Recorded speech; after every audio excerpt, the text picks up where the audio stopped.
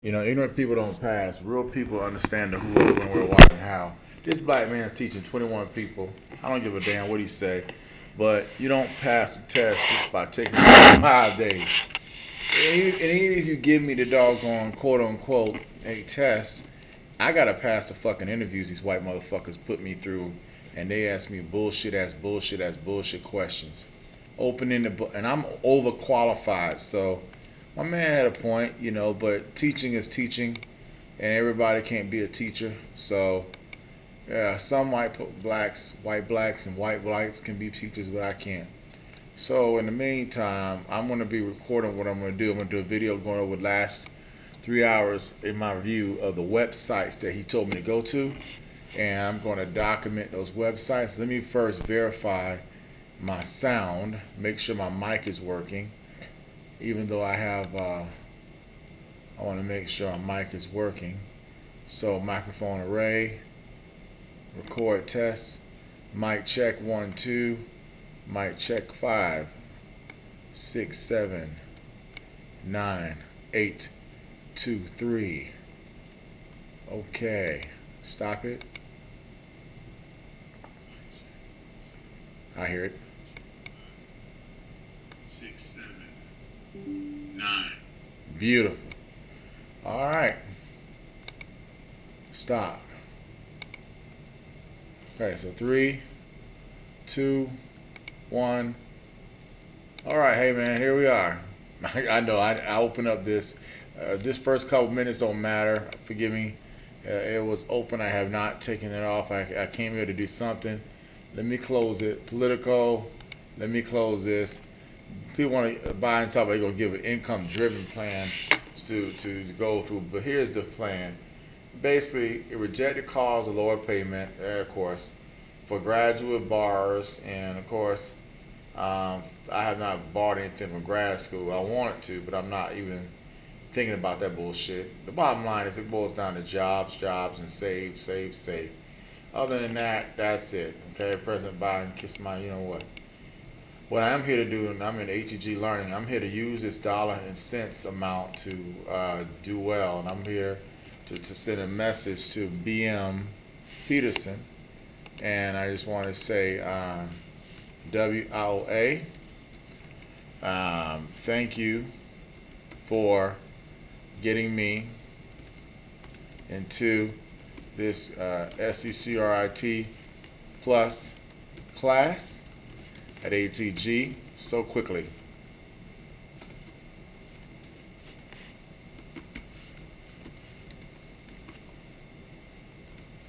All right. Then I just want to say good morning. I look forward. Good morning.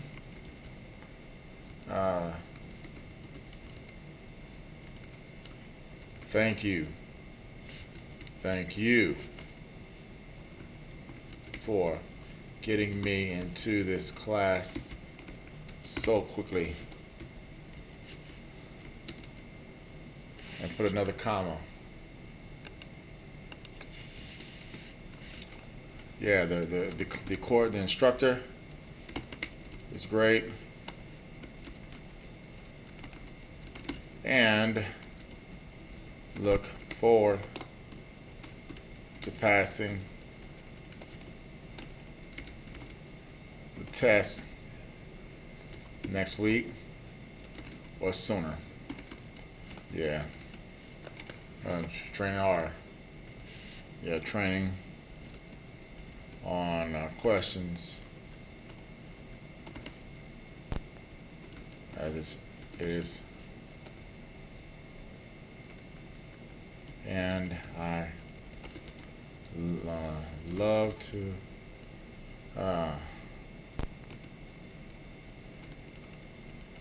I am I will advise you once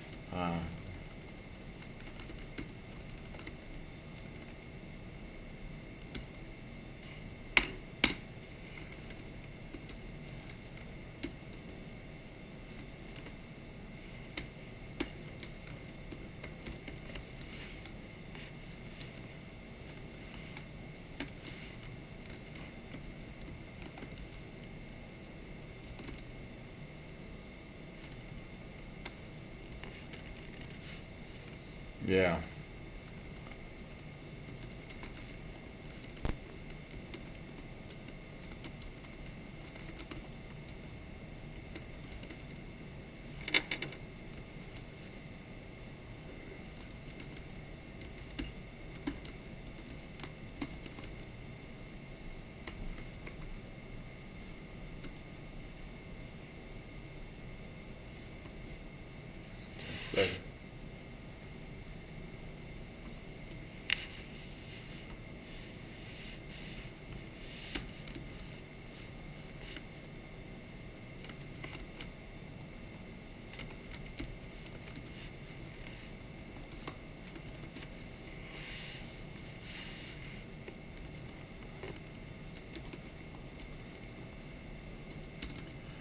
So, man, I tell you, I love Lachon.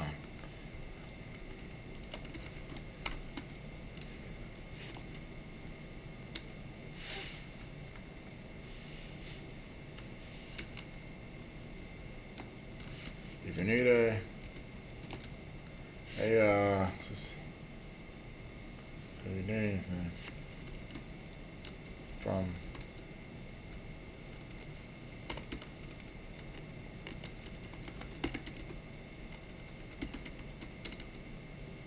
yeah, don't worry, I got him. Huh. Yeah, also.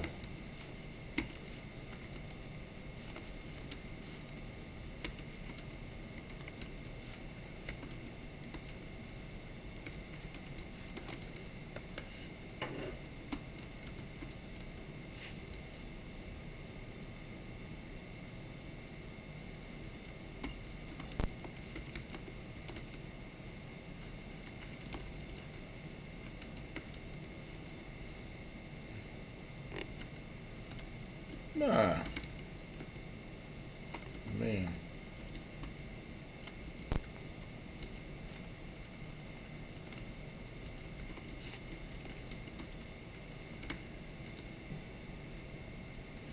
you know, I'm mad, boy. I tell you, I got something for you. I'm gonna tell you. Yeah.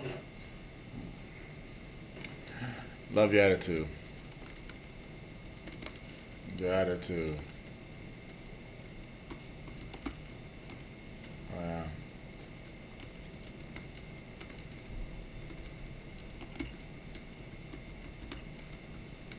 So.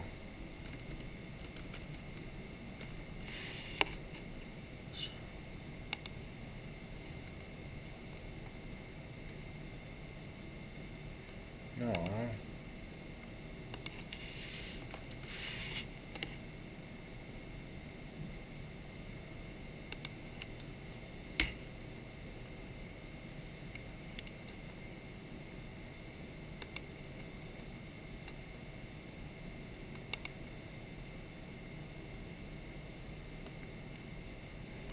It should be.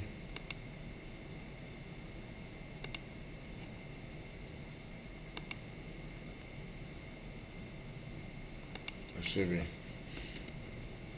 I said which. God damn it.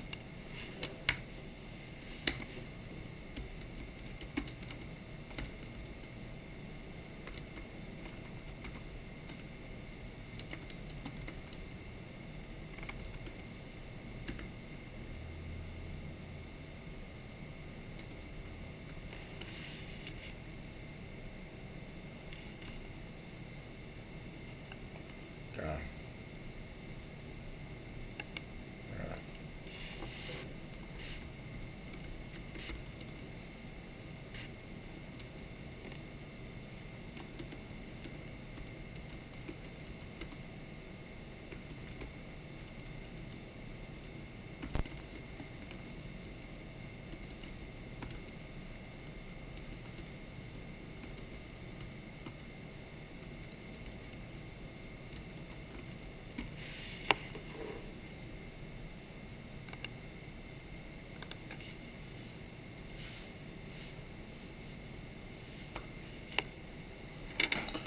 How you doing, man? What's up, little girl?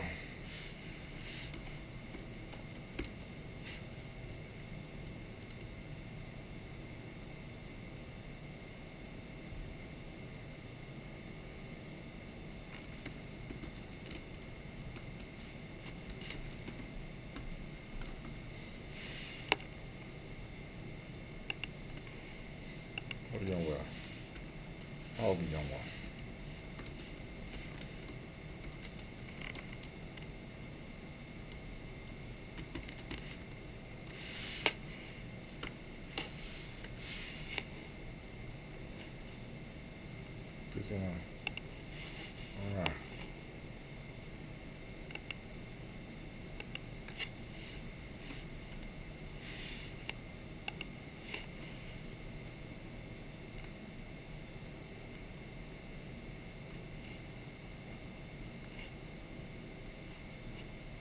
All right, sorry guys, in the video, you're gonna hear two things. I got my video, I got my audio recording audio, and I got my video recording a screen, meaning that I'm everything I click on, it's being recorded, and you're getting the audio of me talking, and it's a great mic in this beautiful room, which is segmented. I get a chance to talk, and so the gentleman who took our class is very smart. He came in here and he has network skills. He separated VLANs on the router. Basically, he was CCNA and CCNP, and he did all the networking.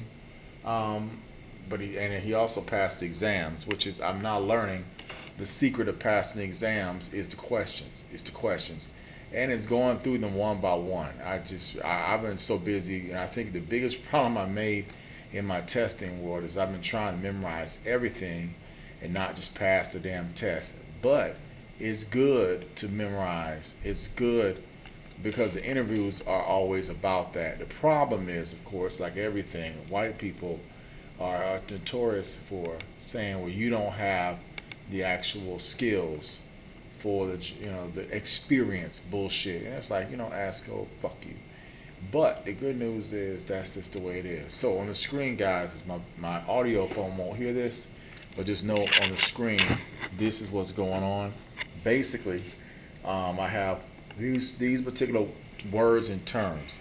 We're going to go through what we started with today, this morning, and we're going to kind of just, before we go to the next page, with where we came in at. We came in this morning on, I believe, 7A. All right, so we got 12:30, 1:15 we come back. Let's just go on to 7A. Let me make sure I have the date here. 7A. We left off at 6. We'll come back and work on the questions. I got the answer in the back of the book. We'll come back and work on those. They won't be on the test, though. See, that's why I realized there's a test and then there is the book. You can learn everything in the book, but if it ain't on the fucking test, you don't pass the damn test. But once you pass the test, you can come back here and work on those areas. Okay, so this book it's got to stay in our library, right, for at least the next 3 years until the new certification comes out, and probably get the book again. So, but remember, hopefully we can continuing credits. We won't have to retake this, and that's the biggest thing. Cisco's the only cert where you got to retake it, and it's the only cert, and that's why I realize it's about getting the test, not taking the class. In this case, this guy is taking the test and he knows the test, so he's giving you what you need to know, right? Which is awesome because he's telling me what I need to know. Now, what we start off at. We'll talk about asset management. We'll start here in chapter 7. We'll say Wednesday today, 172. Today is Wednesday. Because we're not going to test on Friday like the government does. And again, they make it a lot easier for them because they're actually need a pass to get their job, to do their job. So the first thing we talk about was asset tracking. Asset tracking. And then we talk about asset accounting. Under asset tracking, we have asset assignment, and monitoring, and asset tracking.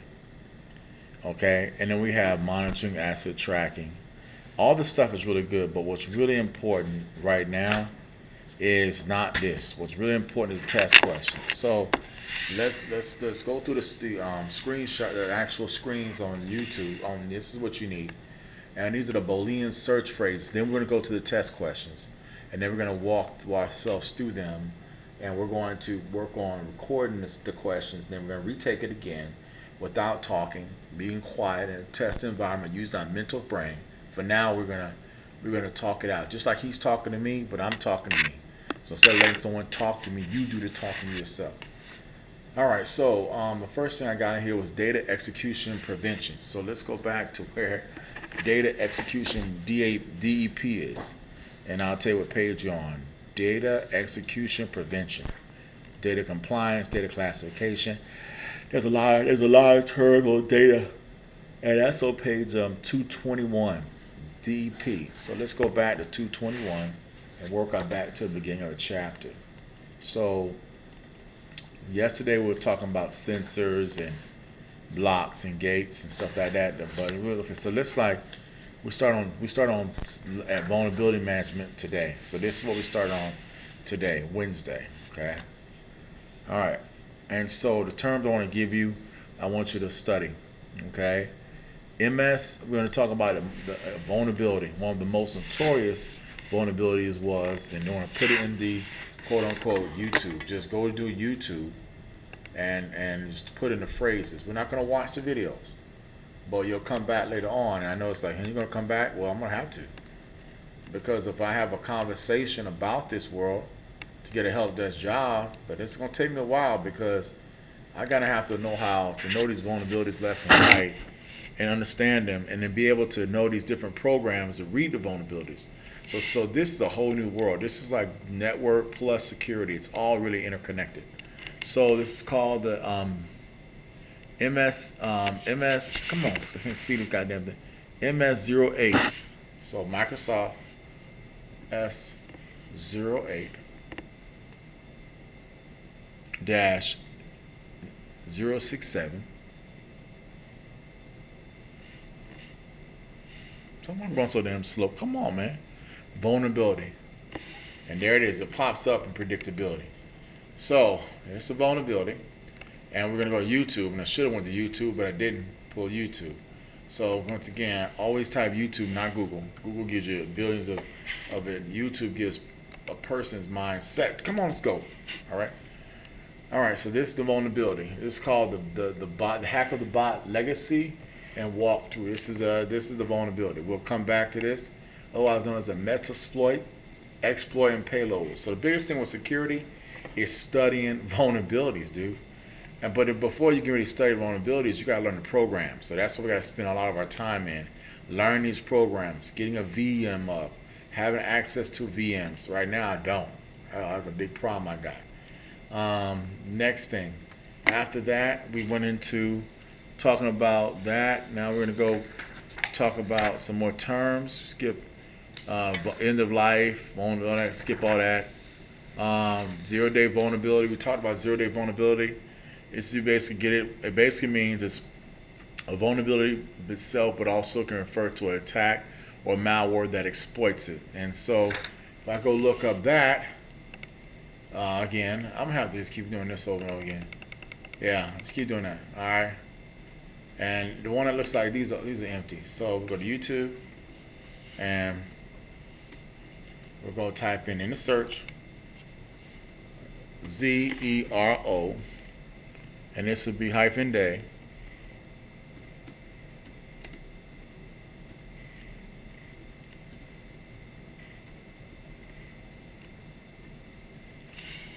Explain. Keep that in there. You see it? As you can see, CP10 Nuggets doing a 1 minute on it, but this is a 2 minute on it. They got a couple other ones. She's got hers, which 2 weeks. She did hers 2 weeks ago. He got his. We ain't clicking it, right? Because we ain't trying to pay them no money. Next one. What we pay. We learned about MB5 and DES and SH1s, the low, actual low programs, or what we call cryptographic hash algorithms. Okay, and these things right now have weaknesses. These weaknesses because someone has already figured out how to break it, and they have a couple of ones. We're going to talk about Heartbleed, and vulnerability. All you got to do is type in cryptographic Heartbleed vulnerability. Again, we're just doing a lot of YouTube Boolean search, and because of the video, all you gotta do is watch the video and just go do the search. Okay, so HEART, there it is, Heartbeat, bug, attack, bug, Heartbleed vulnerability. And there's different ways you can put it. You saw it say attack, you saw it say vulnerability. They both mean the same thing, but you see there's already a video on it, man. It almost broke the internet, someone says. Oh, wow, okay, next one. We're not going to look at it, we're just going to write it down. We're going to talk about data encryption standard versus triple data encryption standard. So YouTube, again, these are all terms. This is an acronym-based test. So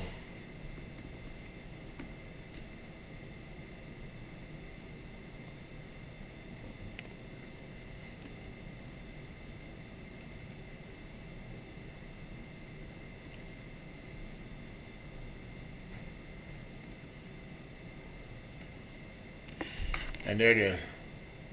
Someone spelled it wrong. And there it is. DES logarithm and versus triple. And this kind of explains it inside of the cipher. We're going to really meditate on that. We're not ready because, like I said, we're going to really know this stuff. We got to know it as well as I know telecom. The cipher, definitely, the cipher reminds me of basically doing subnets. The whole subnetting is kind of that version, okay? And next we get into the Sweet 32 birthday attack. Okay, another one. See, this is why going to the YouTube is doing this video is so good. We'll get off, but we're gonna do our work now. SWEET 32 vulnerability attack or exploit. Explain. There's multiple way to put it, but this is the Sweet 32 attack. This talks about that. Again, you see, there's so many videos. Every time I put something in, there's a video. So I'm behind the curve, but the fact is, it's okay. Put the Sweet birthday attack, and then you can see to actually name it right there. You've got the weak keys, the data standard, but then they got the triple, and then they got the advanced encryption standard. So we have DES, AES, and triple AES. So, all right. And I always go to YouTube. If you go to Google, it's going to give you a billion hits. I don't need like the first couple of 5 videos to give me that one. And this will be the advanced encryption.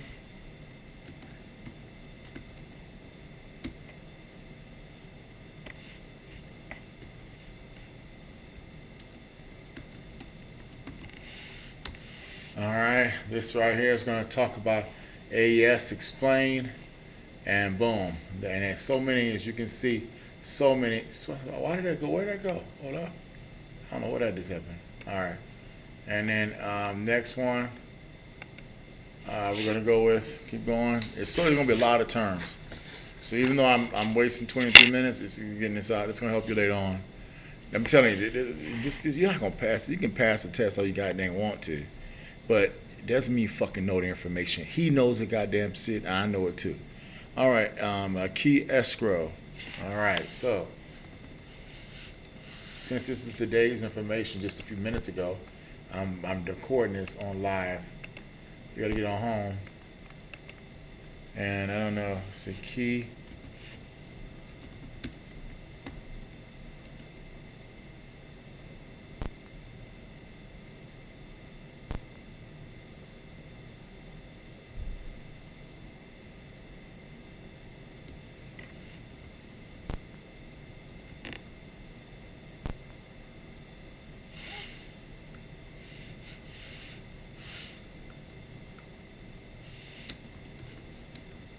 And I just type in those words, the name, explain. That should pull me up on a lot of them. Here's key escrow manager, which it knows Professor Master got it right there. What's a key escrow? So, HSM, side loading, jailbreaking. We talked about rootkit, rooting, for example, on NVIDIA. And we had broke that Android device versus, and then station's another term. F-Droid. Look at this. There's an actual rootkit that can destroy a quote-unquote Android device called F-Droid. And if you look closely, that is F-Droid. It's saying F-U-Droid. It's an insatiable catalog of free and open source software.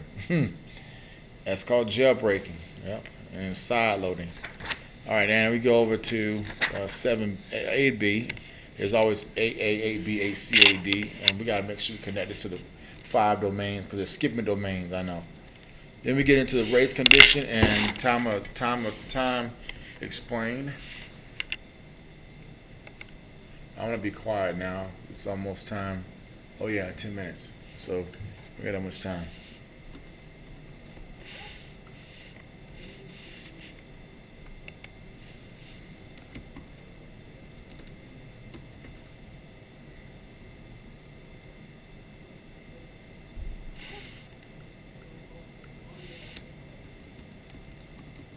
The example for race condition was when you're trying to get tickets for a football game. And once you click on a ticket, you have 10 minutes to be able to quote unquote decide on those tickets or not, and that's so the database doesn't get it. Otherwise known as T attack example. And that is a vulnerability. This is otherwise known as race conditions. Same thing. Time of check, time of use, race condition. Not. Okay. Again, it's always good to see, like you said, a picture is worth 1,000 words. They give you a whole bunch of vote. That's what I'm saying. It's a good 2-3 years of studying these to help you be strong in security. Then we get into a memory injection. Oh man.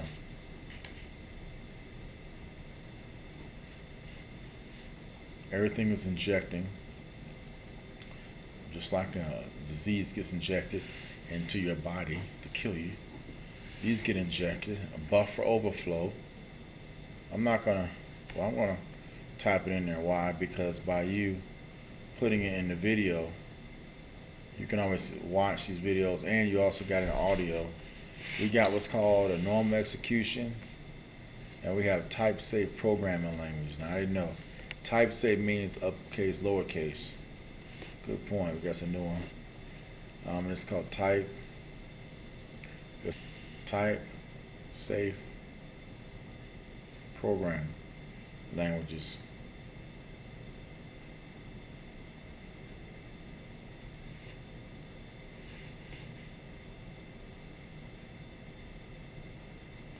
Okay. Again, definitions and meanings. Then we got over into malicious updates, evaluation scope. I can't write out my brain saving me time. Evaluation scope, and that's basically like the scope of work. Again, of the issue, basically of the attack. I spell them wrong. ACCAK. God dog, I'm spelling.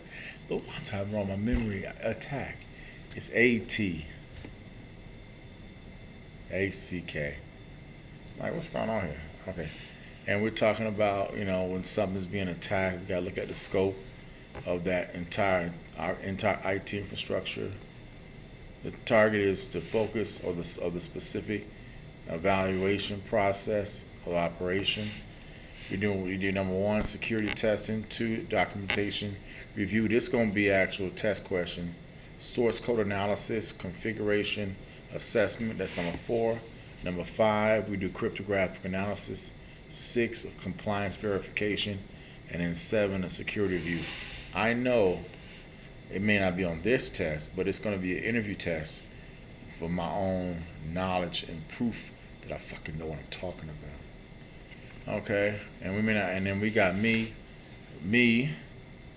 It's my ultimate goal versus them. A white hat versus a black hat.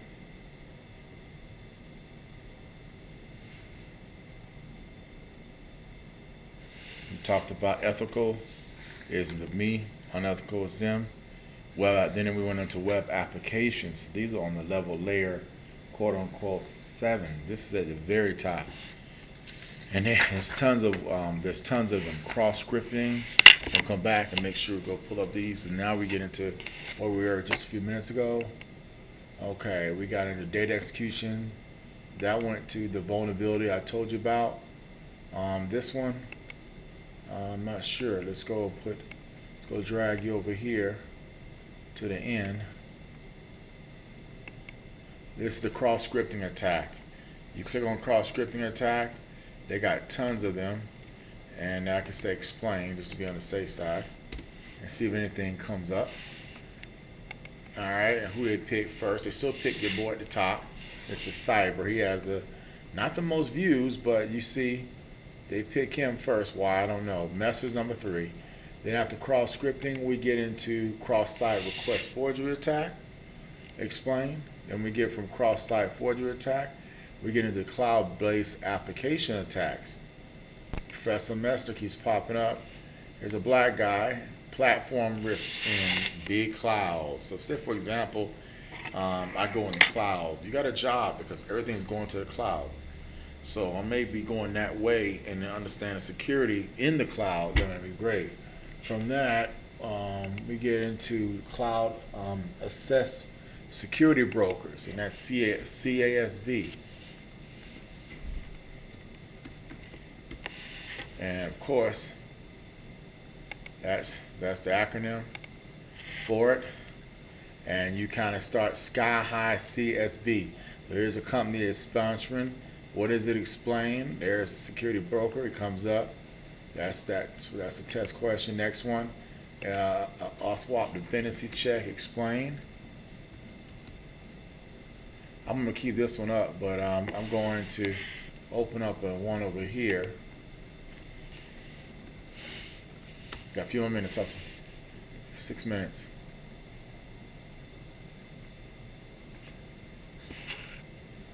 Did I do a SQL injection? No.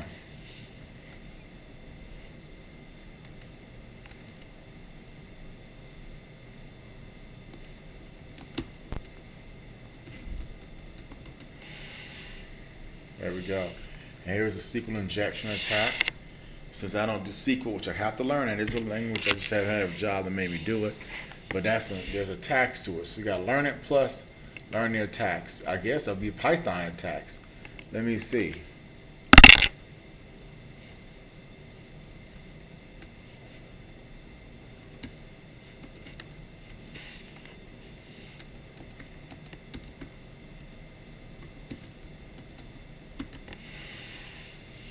Okay, here are some security attacks, and you can see that's in there again. The malware.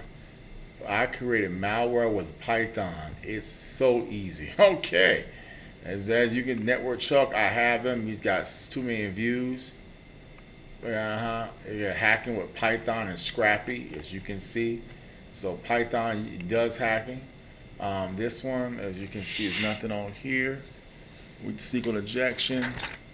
Cloud-based attacks, cloud as a platform, cloud as a security brokers.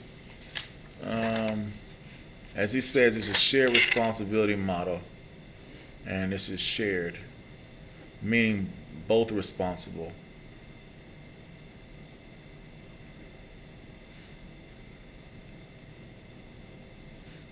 All right, and that's going to be in topic 6A. So let's go find topic 6A again. We're already in 8. There's topic 6A. It's 5. And that's going to be on zip. There it is. And that's going to be page 142. So you see everything kind of goes back. Cloud Access Broker with the 4 proxy and the reverse proxies. And then they have what's called an API. Hello, Cisco, WebEx, API, Application Programming Interface, for job. See that? Knowing those APIs for Cisco WebEx. Then we get into supply chain, which, that's kind of easy. Then we get into the OSWAP dependency check.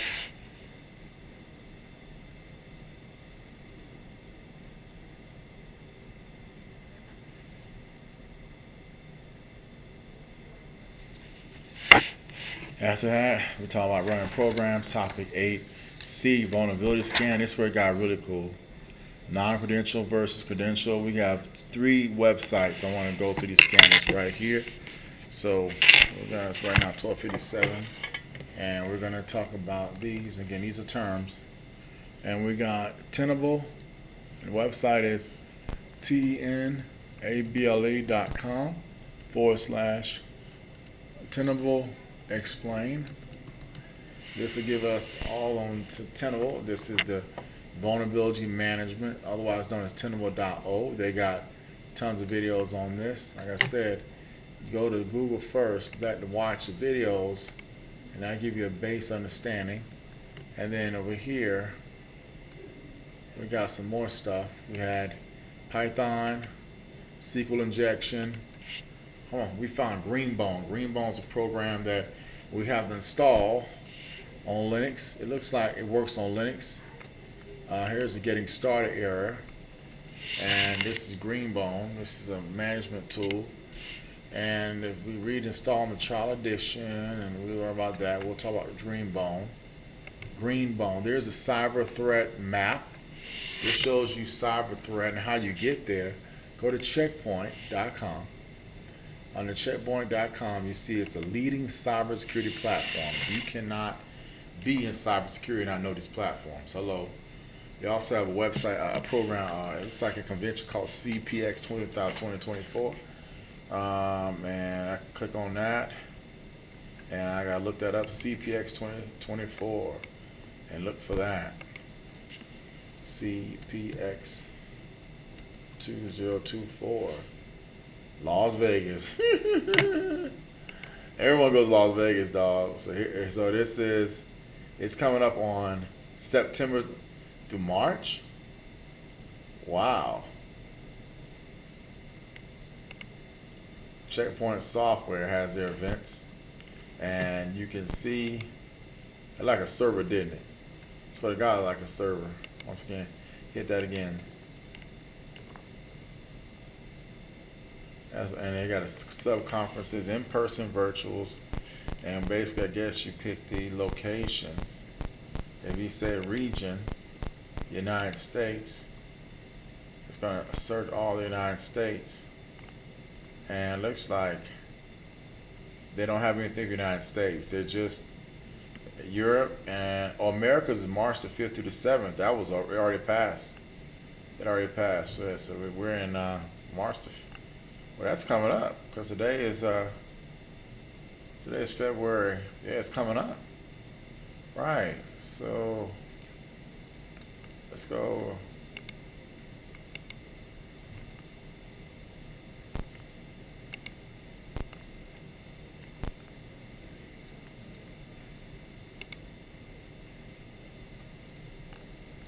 Interesting.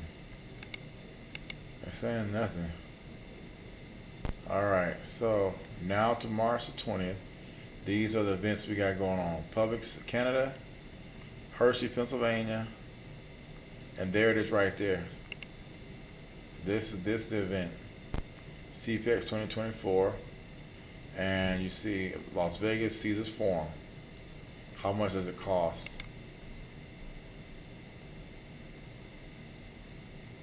And this is put in information.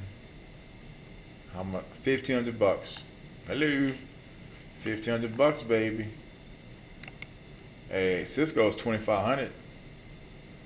God damn it! Excuse my French. All right, so now we go over here. We got race conditions. We got double race conditions. I don't know why I've got 2 race conditions. They're the same thing. TOC 2 attack is also a race condition. Escrow cryptography for your keys. The Suite 32 attack explained. That's an actual vulnerability. The DES algorithm, what you call the DES stand for encryption. DES stands for Data Encryption Standard, and then AAA Data Encryption Standard. So we look at that sponsor. Let's go look at Data Encryption Standard, the cipher. We're going to come back. Just remember what you type into YouTube. That'll lead you to watch these things because you're going to spend a lot of time. Then we get into what's called a software composition analysis, otherwise known as a SCA. SCA, yeah, SCA. he talked about it. And then Checkpoint, which is the leading security platform, which took us over to Checkpoint way over here. So there was an area where we saw the threat, and that's the server. Look at that. That is a firewall. It looks just like a router. Matter of fact, it looks just like a router. So firewalls and routers are really the same thing. It's just the firewalls blocking ports, kind of like a router would, but routers are shooting ports, shooting data. That's why networking is so important for security. I get it now. So the good news is I got video and Bolson to keep practicing, and the test is one thing. We got to practice to learn, like my man say, to learn for interviews. All right, but there is cyber security is future of cyber defense. We can open up that report. There was a threat map. Where is it? I saw the under attack. There it is. No, that's what you call if you're under attack. But there was a threat map I see that we just had. And I gotta find that threat map. It normally was up at the top right. I thought it was. Maybe not here. Okay, so we got NIST. NIST talks about the NIST. Then the NIST again, two NIST. Then we get into my touchpad issue not working. I don't know why. See, I touch it lightly, but then sometimes it don't work, and I'm like, I gotta check my computer for viruses. I gotta run some good scans on it. HP, that's HP. Then I went into Reddit to look at my Omen. Then I went on over to my drill sergeant. I love him. These guys, they're out of court for years, but they'll never be forgotten because of all of us.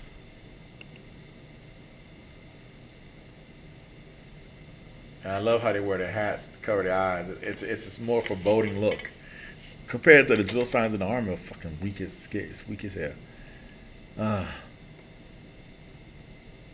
All right. So as you can see, it's not responding. Fine. Give it a couple seconds. I know my RAM is not bad, so come on, Control Alt Delete.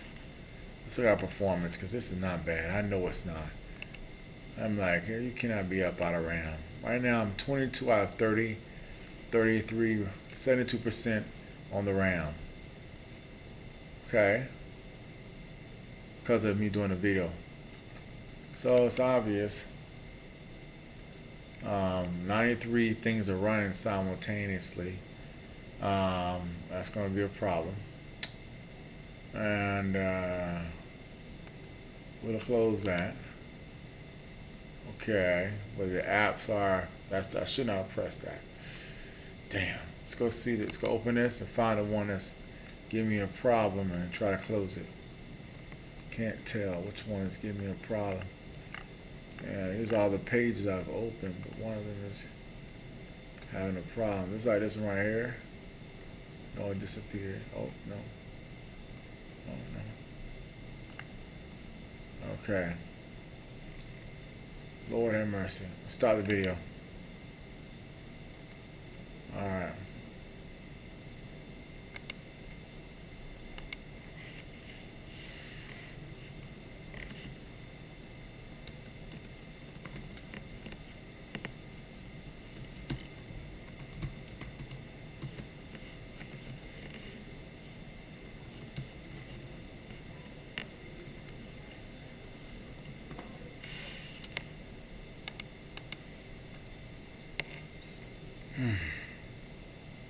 Okay.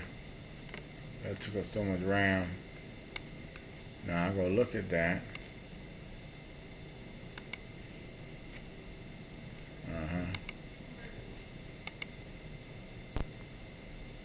Yeah.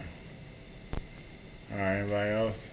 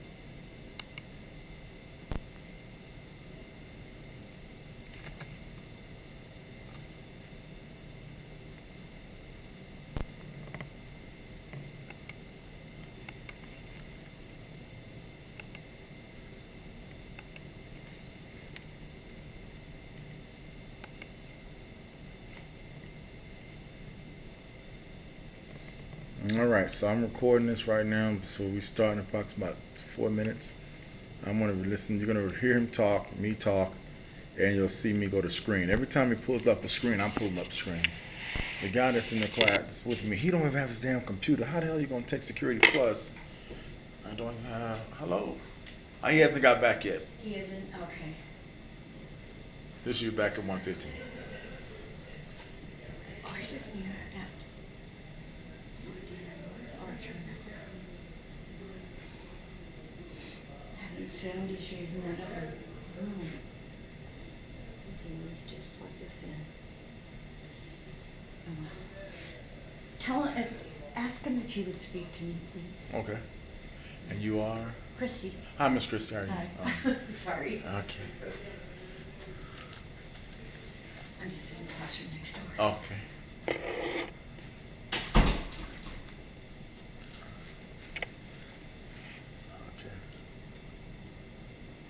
Okay, looks like there's some sound issues and he's got to help resolve them. Remember, he works here, so he not only teaches, but he's the guru, which is a great thing to be the one that's here. All right, so this is what we're going to come back and look at. Checkpoint. There's a threat map. There it is, under technical resources. So what we're going to do is we're going to click on that, and I'm going to click this, and I'm going to put, again, I'm going to have plenty of pages open up. I don't care. It's going to cause me to burn a lot of, what's it called, RAM. But in my startup, I don't care. If I got new pages, just to start being aware of cybersecurity, I'm good. And then we get the threat map. We got the rank checkpoint. For that, we got the different comp. You know, I ain't ready for that. I'm not ready for that. Someone's got to give me a job and sponsor me. God willing, I can. The what we call Connected World on cybersecurity, and this is the Center for Cybersecurity. And I don't mind as a black man working for white people. You see how she talked to me? She talked to me like she fucking knew me. Yeah, I know. Okay, and let's go up here. This is amazing because like you're learning right now, all these extra sessions, these long streams of words. I never knew that. And that's why you're taking this class. There's so much to know, bro. You thought you were just in telecom. Shit. There's so much more than telecom, brother. Look at that. Fat access point versus a wireless access point. As a, I gotta do that because I hate to say it, I don't have a LAN in my. I don't have a house, so I don't have a LAN. Which most people just got with it. Don't even have Wi-Fi access points connected. This is the stuff you could do once you learn your networking. Next we got. Okay, that's GitHub. Then we get into the NIST. NIST is the database, Information Technical Library, and this talks about a brief history of the NIST. Again, as all of us know, NIST is huge. They're the people behind 9/11 trying to say that there was no fake, but they're lying though, but they're the people. Yeah, we know it was a hit. Okay, then NIST.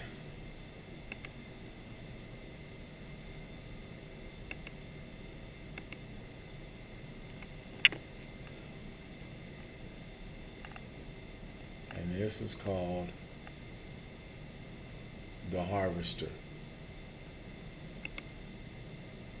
This is the Harvester. I'm gonna download the Harvester right now, guys. And this is the armies. We're gonna put this in our downloads. It's downloaded there. Give me a couple seconds to verify.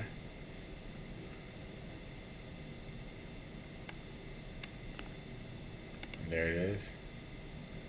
And there's the source code. And there it is. And there's the README, the Harvester, but how to install it. Licenses, copying, accept, okay. So we have to go back and learn how to install that. It's called the Harvester. That's a program. It's a powerful tool to use in an early stage of a penetration test or red team engagement. So you're gonna learn these programs. Used for open source intelligence, and it's a Microsoft search engine through a API interface, and a GitHub. It's a website, and it's called the Harvester. We're gonna have to watch a couple videos on it on YouTube and learn it. Okay, now we get to Shodan. Shodan is interesting. Shodan let us look at anything that is on the network. So click on Shodan.io, and we can look at any computer setting that is. Man, it's amazing stuff. I know. Like I said, tell them that I was not doing security hurt me, but you know what? Fine, it's okay. And they already knew I'm asking for too much money as it is. But like man say, companies want us to be a jack of all trades, master of all things. So there's NIST, another NIST to turn there. Okay, I gotta figure out why my eye wrong. Come back, and this is InfoSec. These are courses. I don't need that.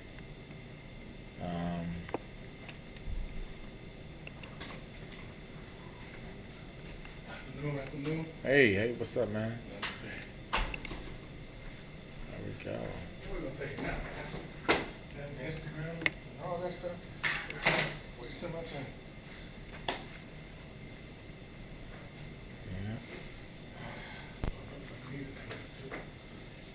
Huh. Oh wow. We do the same thing here. Huh. Okay, let's go. So, yeah. I say, Okay. Mm. Okay. All right. Reset filters. All right.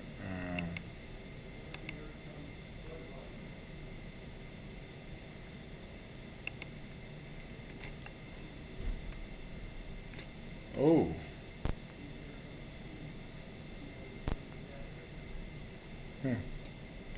All right, certified cloud security professional.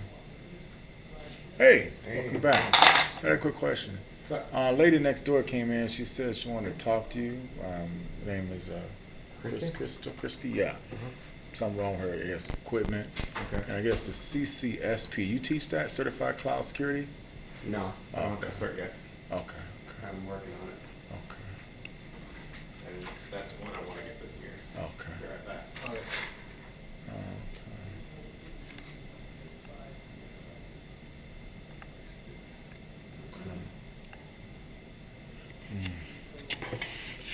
Okay.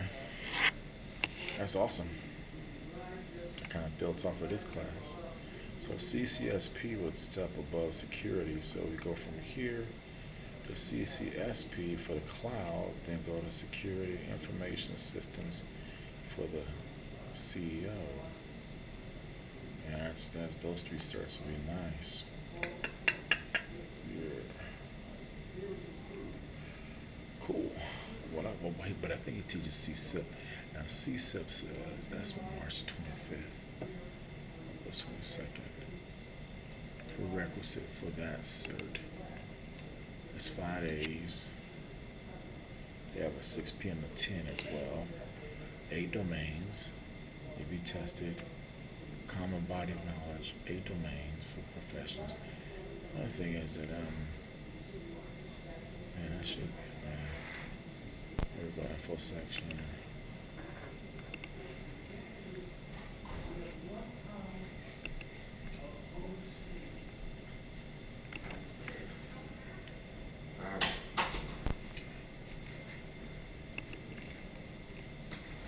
See, my job's to teach, not to fix stuff. Oh, Squash that real quick. I heard that. Check with the IT guy. Not me anymore. Oh, hang on a second, guys. I was at the gym. I gotta wash my hands. Okay. You know, the gym equipment.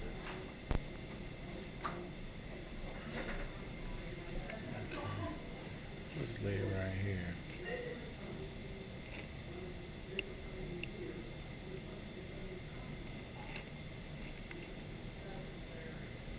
Christy. Oh, good name, Christy. Huh. Okay. All right. What's her name? Christy Sanders? So that's the Christy Sanders I've been watching on videos. She teaches CISSP, huh? You can say whatever you want to say, sure. I watch it If because you say so. I mean, I'm seeing a video Go- right go- here. Go and find out. That's all I gotta say. Oh, is that good? But trick question or what? I'm just asking a direct question. Sarcasm. Ah. Go and find out. Because I'm interested to know if I there's teach, some rules. I teach CSP. Okay. I have Is- my CSP, sir. I was told that you have to get approval by companies for that You cert. do. That's what I thought. CSP's so one stage at a time. Right. Security Plus first. Gotcha. Then think about CSP. Right. CSP is Security Plus is here. CSP is way up here. It's Right. the pinnacle. It's basically what everyone aspires for like The 20 eight years of domains. the career Right. to get the CSP. Get the 8 domains. Okay. Yeah. Okay. So that's not going to be a fast cert. Right. Take your time. Because I'm Security just looking at Plus, could be 5 Security weeks. Plus, you can get it Friday. Yeah. Yeah. CSP, you'll have a boot camp, but then you'll take a whole year to try to study and remember all that stuff.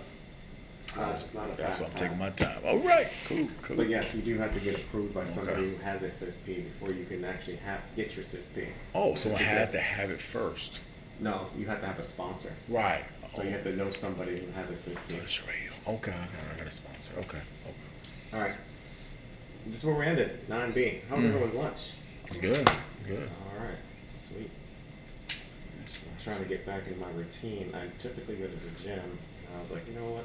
Screw it, I'm going to the gym today. So I Oh, felt yeah. good. Yeah. Yeah.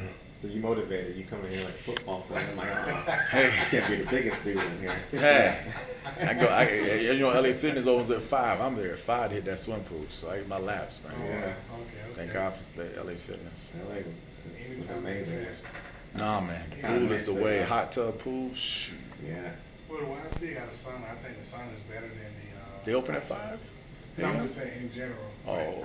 Because they got the steam, the hot room, and the Yeah, I get it early, man, like you do. I try to get it early. The steam room is the best. So you Yeah. can in your joints and loosen. Yeah, the sauna and the hot tub. Not the Yeah. sauna. The sauna that don't. Both the sauna and the hot tub for The me. steam room is the best. All right, so you ready? Let's do it. So yeah, ACL. I'm on page Oh yeah, here we 63. go. So we got an ACL. I think we talked enough about it. Let's see if there's anything else in the book that we haven't touched on. His job is to look at network traffic. We can configure it on a router or switch, even on the firewall. ACLs typically use packets and information such as the source, where is it coming from, and destination, where is it going. And we also look at things such as port numbers. What type of traffic is it sending? HTTP 80, HTTPS 443. Is it sending FTP traffic 2021? So these port numbers all tell us what type of traffic is it sending. And the protocol, TCP and UDP, reliable, unreliable. And then we have a rule, permit or deny. They're usually implemented on network devices to provide traffic control, adding a layer of security. In contrast, firewall rules dictate how firewalls should handle inbound, outbound traffic, specific to the IP address. Firewalls typically provide both network and application control. The rules of a firewall ACL process from top to bottom. You know what I said.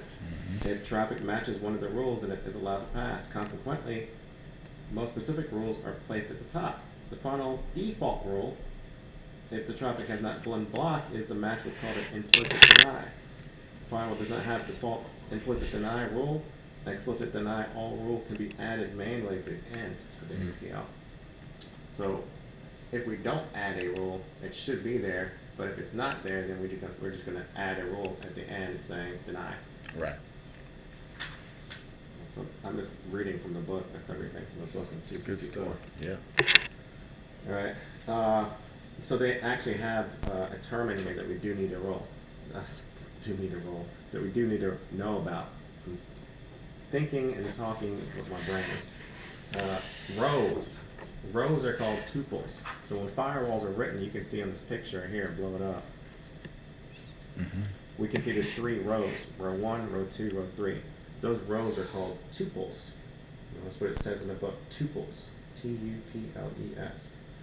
Testable test term. They pop up. I'm surprised that it's not in my PowerPoint, but it's all good. I usually talk about tuples, so I'm not going to write it here. Alright. And they give us an example, right? Some basic principles of an ACL. Block incoming requests from internal private IPs. So this is, how can I say this? I don't think it's beyond the scope of Security Plus, that bullet point there, but I think it's something that you should already know coming into Security Plus, because the Net Plus is a certificate you should have had prior to coming to get Security Plus. Again, this is not a beginner cert, it's intermediate.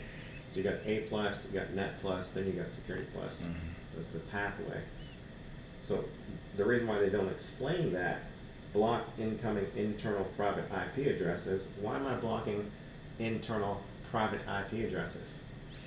You don't want someone from the outside getting in. You want to keep those inside the house. You want to keep those internal for us to work on, like 172. Yeah, well, see, you know, because you're a network person. Yeah. Right? So we should only have private IP addresses on the inside. So if there's a private IP address of somebody from the outside trying to come in, we already know that they're hacking. Right. Because they should have a public IP address on the outside. Right. Does that make sense, Ricky? Okay. Now, what he was saying is 172, there's specific private IP addresses that we know as network engineers. So that's how we know what is a private IP and what is a public IP. Right? But that's what they're saying there in that first bullet point. There's a lot in that sentence. Yeah. Ton. Block incoming requests from protocols that should only function at a local network. Same thing. So we're saying block internal IPs, because internal IP should only be coming from the inside, not the outside, and block internal traffic. IP addresses, DHCP. DHCP hands out IPs. I should not be getting IP addresses from somebody on the outside. It should only be coming from people on the inside. All right. So a lot of these bullet points are things that they're not explaining in the book, because these are expected for us to know based on us being at a level of getting this certification. Same thing when you get to CISP. CISP has a lot of stuff in the book, but they're not going to explain all the back end stuff because you're expected to know. That's what we're All right. Gotcha. Use pen testing. We'll really just talk about what pen testing use case is before lunch. I'm not going to take any more time to talk about that. And 4th bullet point, take the usual steps to secure the hardware. But what are the usual steps? Is what we've been talking about all week. All right, no default configurations, 2-factor authentication, hardening the hardware, right? Putting in safeguards, running vulnerability assessments, right? Seeing the weaknesses. These are all the necessary steps of securing the hardware. So here they mention ports. They say, hey, there's certain ports that we want to allow, and certain ports we don't want to allow. So if it's web server traffic coming from HTTP or HTTPF should be allowed. HTTP is port 80, that's web traffic, and HTTPS port 443, that's also web traffic. Now, out of those 2 ports that they have at the bottom of 264, which one should we deny? You get a 50-50 shot.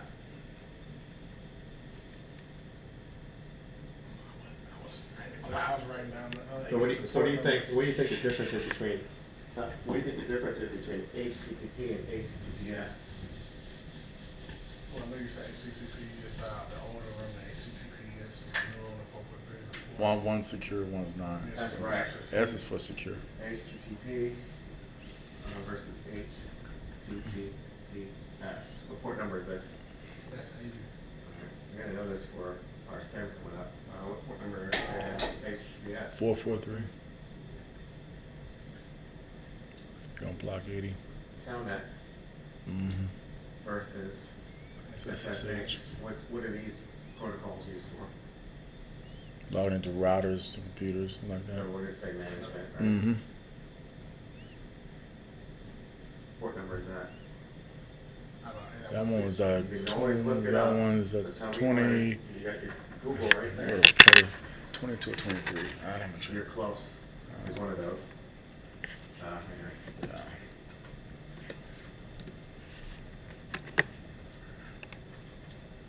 That's 23. Alright. So this is 23. This must be. 22. We're having a column over here of unsecure. We have a column over here of secure. FTP versus we have FTPS and SFTP. Yeah. Port number is FTP. You Google it. It's actually 20 and 21. What about FTPS or SFTP? What is FTP used for? File transfer protocol, transfer file. Transfer files. It's like routers.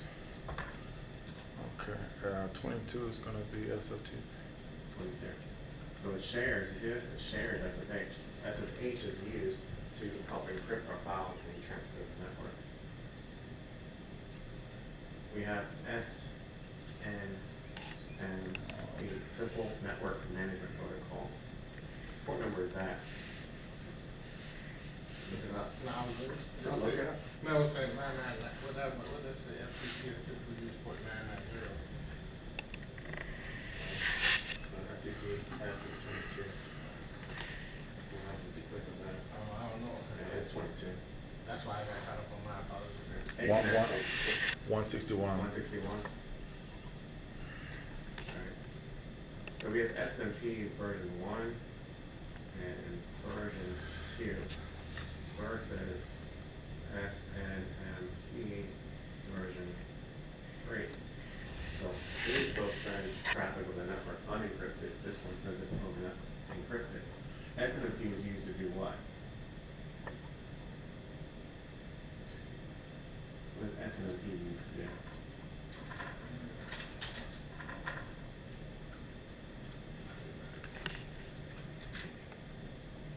It's used to monitor events in the network. What else do we got that might be missing?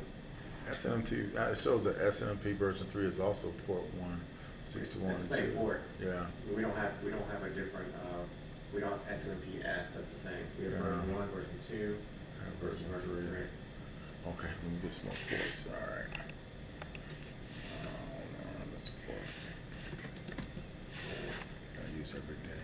So these are ones that we've gone over several times this week. It's Wednesday. We had the notes for the exam. Trying to think if there's any that I'm recalling for the example. Sims. I think that's Gotcha. it.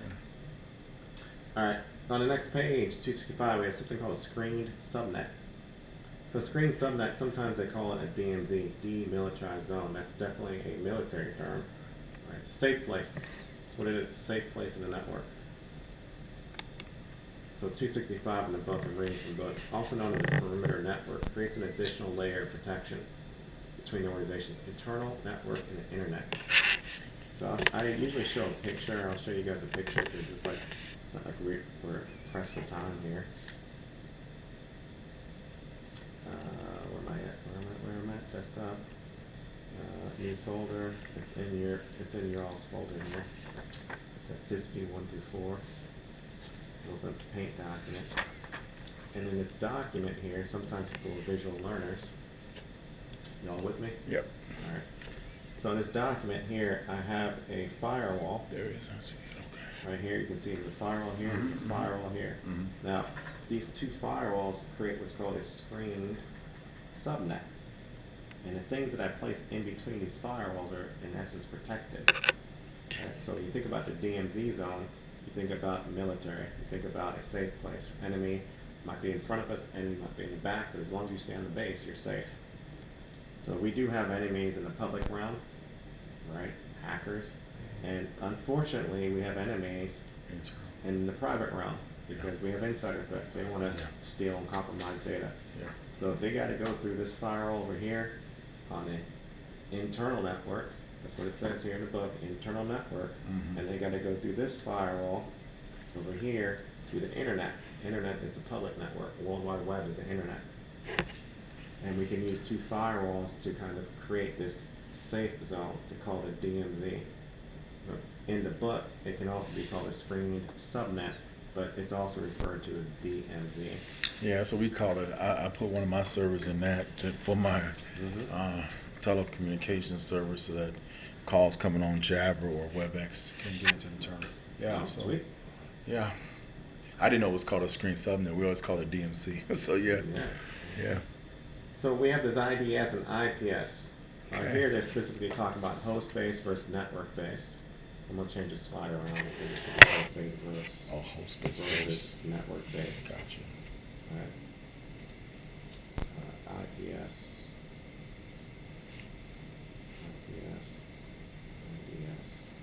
Alright. So first off, what the heck is an IPS? Remember, we talked about this yesterday. Both these concepts we talked about yesterday. Intrusion prevention system sits in band, in line of traffic. So let's go to my picture here.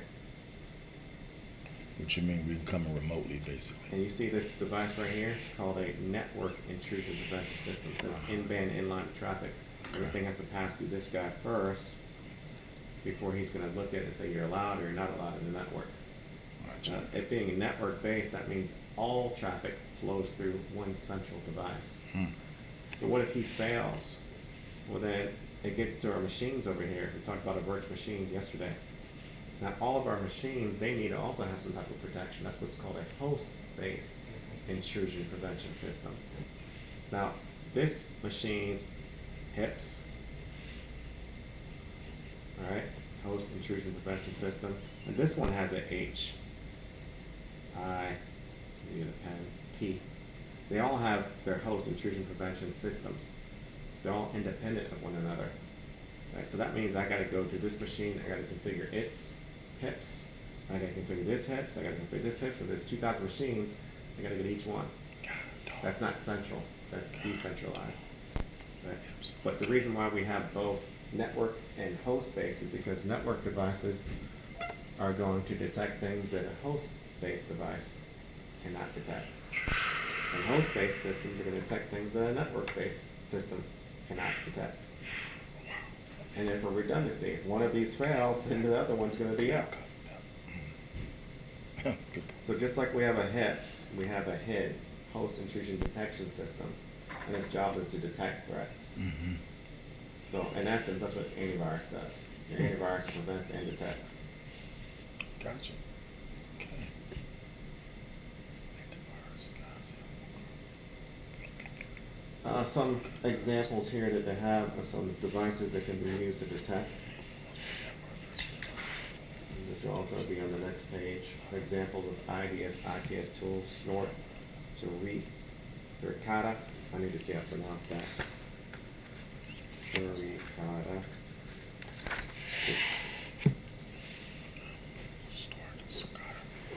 So here it says Suricata is an open source based intrusion detection system and intrusion prevention system. So there's an icon. I've never used this company, never heard of them before. Looks like you can download them free. Yeah. Alright. Okay.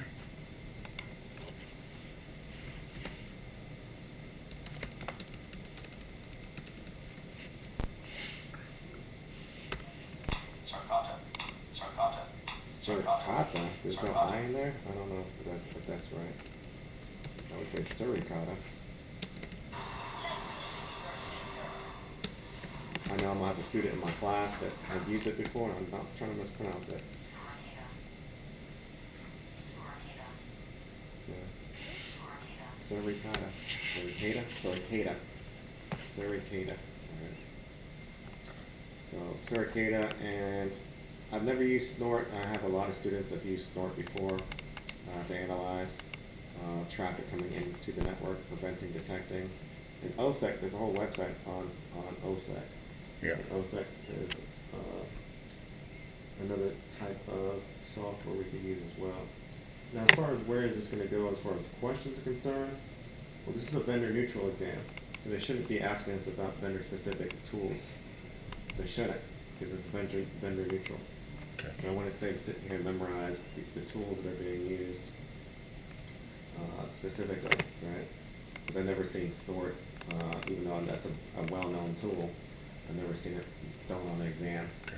Which of the following tools could be used? Right. Moving on.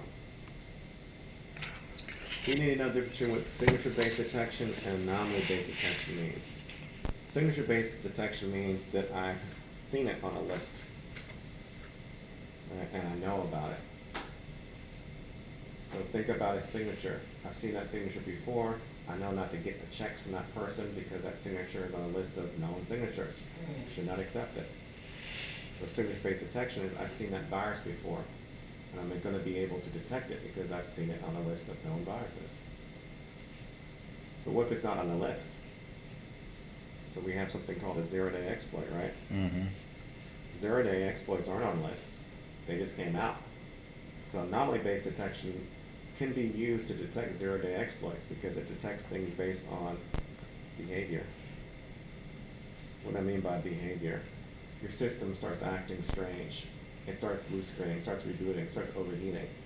The CPU jumps to 99%. The network gets slow. Those are all abnormal behavior. Yes, it is. Yes, it is. And that should trigger your software, your antivirus, to pop up saying something is been detected and we would like to put it in quarantine. Mm-hmm. And then you get the option, would you manually like to put it in quarantine, or do you say that this file's safe? So you actually get an option to choose. Mm-hmm. But the system's telling you, we don't think it's safe because it's acting strange. What do you think? It could be some software you downloaded off a third-party website, you know it's safe, That's true. and you just mark it safe. True. Trend analysis, we use trend analysis to detect trends. No other word to way to reword that. A trend is something that is a pattern that happens over time, right? Yes, it is. Now, what's the pattern at your job is you see more and more VAs coming in, vets, right? So you notice in January, last year, December, you had 10 come in, but now there's 20. And in February, now there's 30. And then March, there's 40. And you see there's a trend of increasing amounts of people coming into the office. One thing you're gonna note here is that we might need to hire some more people, because I'm not going to be able to accommodate all these people if the trend keeps going up. And the same thing with systems, hardware. If there's a trend that we have more and more people accessing the network isn't increasing in speed, we might run out of network utilization. Or it might be a trend that people are saving more and more data. But the hard drive is not increasing in size. The trend could say we need to get more hard drive space before we run out of data space. People can't save their work. So we can take proactive measures, which is what you would do, saying, hey, we need to get some more people in here, because I'm not going to be the only one here when we have 20, 30 vets sitting around waiting, calling me all kind of names.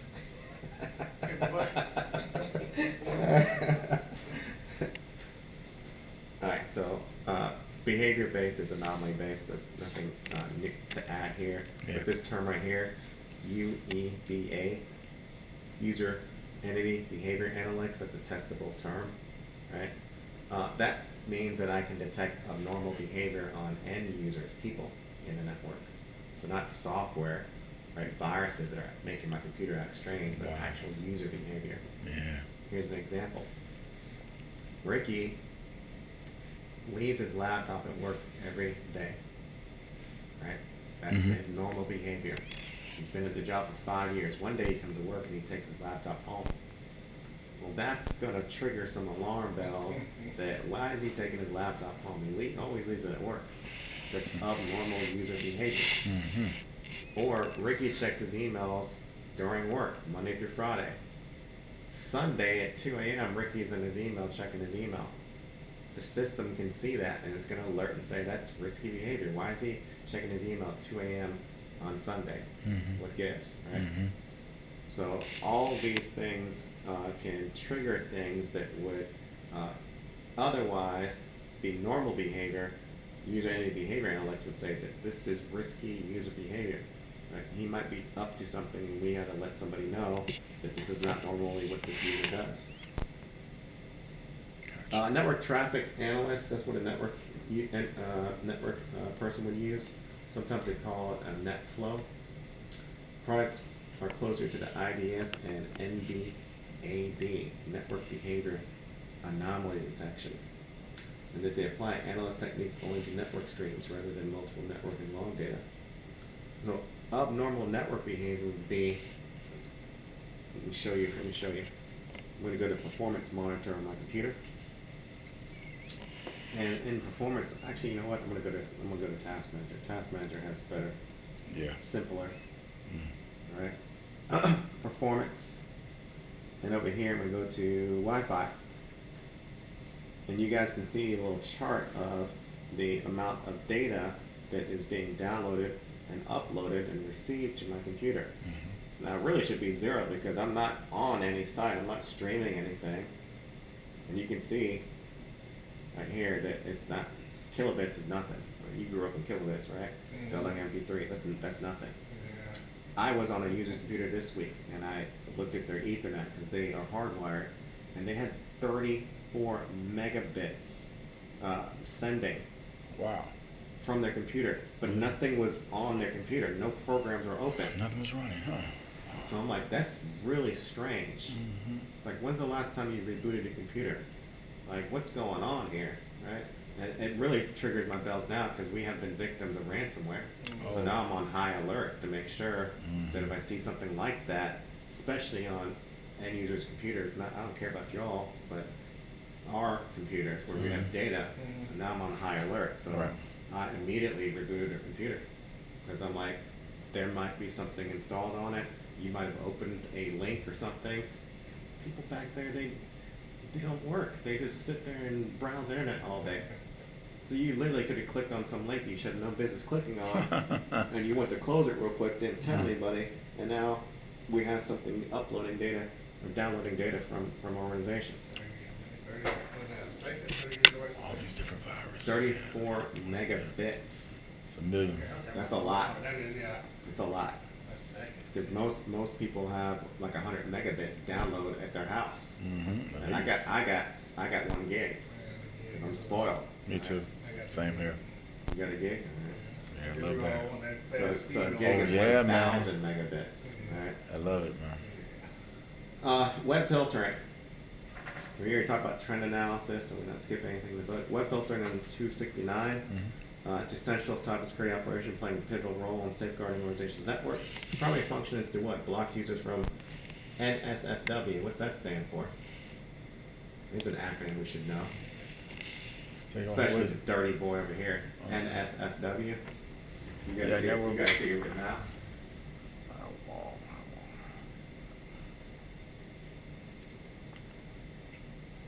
Not safe for work. That's what I mean. I say for it. Yeah, like truly, yeah. You see it all the time on those dirty websites. Oh, wow. Don't open up this link because it's not safe for work. So that's why companies block X-rated websites because they're not safe for work. And that's what a web filter is. Sometimes they call it URL filtering. Gotcha. So remember, we had a sim yesterday where we were clicking and dragging a URL filter, and I said, where does we click and drag this? And that's why it's going to go on a web server. We don't want people browsing these websites. I'm scared. He was like, "Son, on eBay." I was like, I'm scared.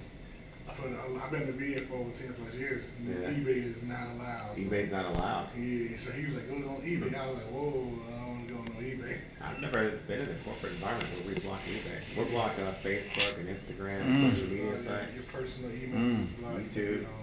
Yeah, that's true. That's true. You can't get on Facebook, definitely Instagram.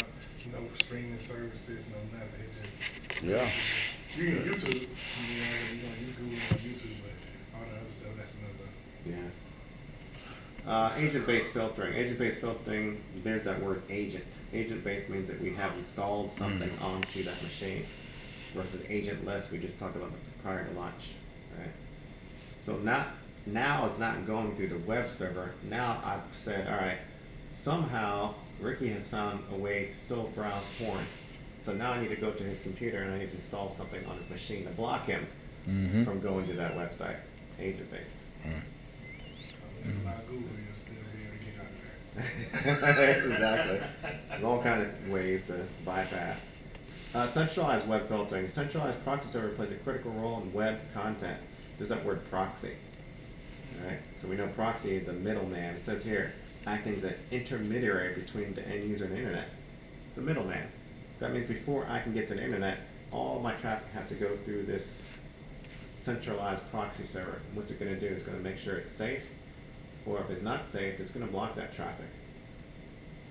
Alright, Yeah. so it's like a man child. It's the middleman before I can get into the base. Everybody's got to be filtered.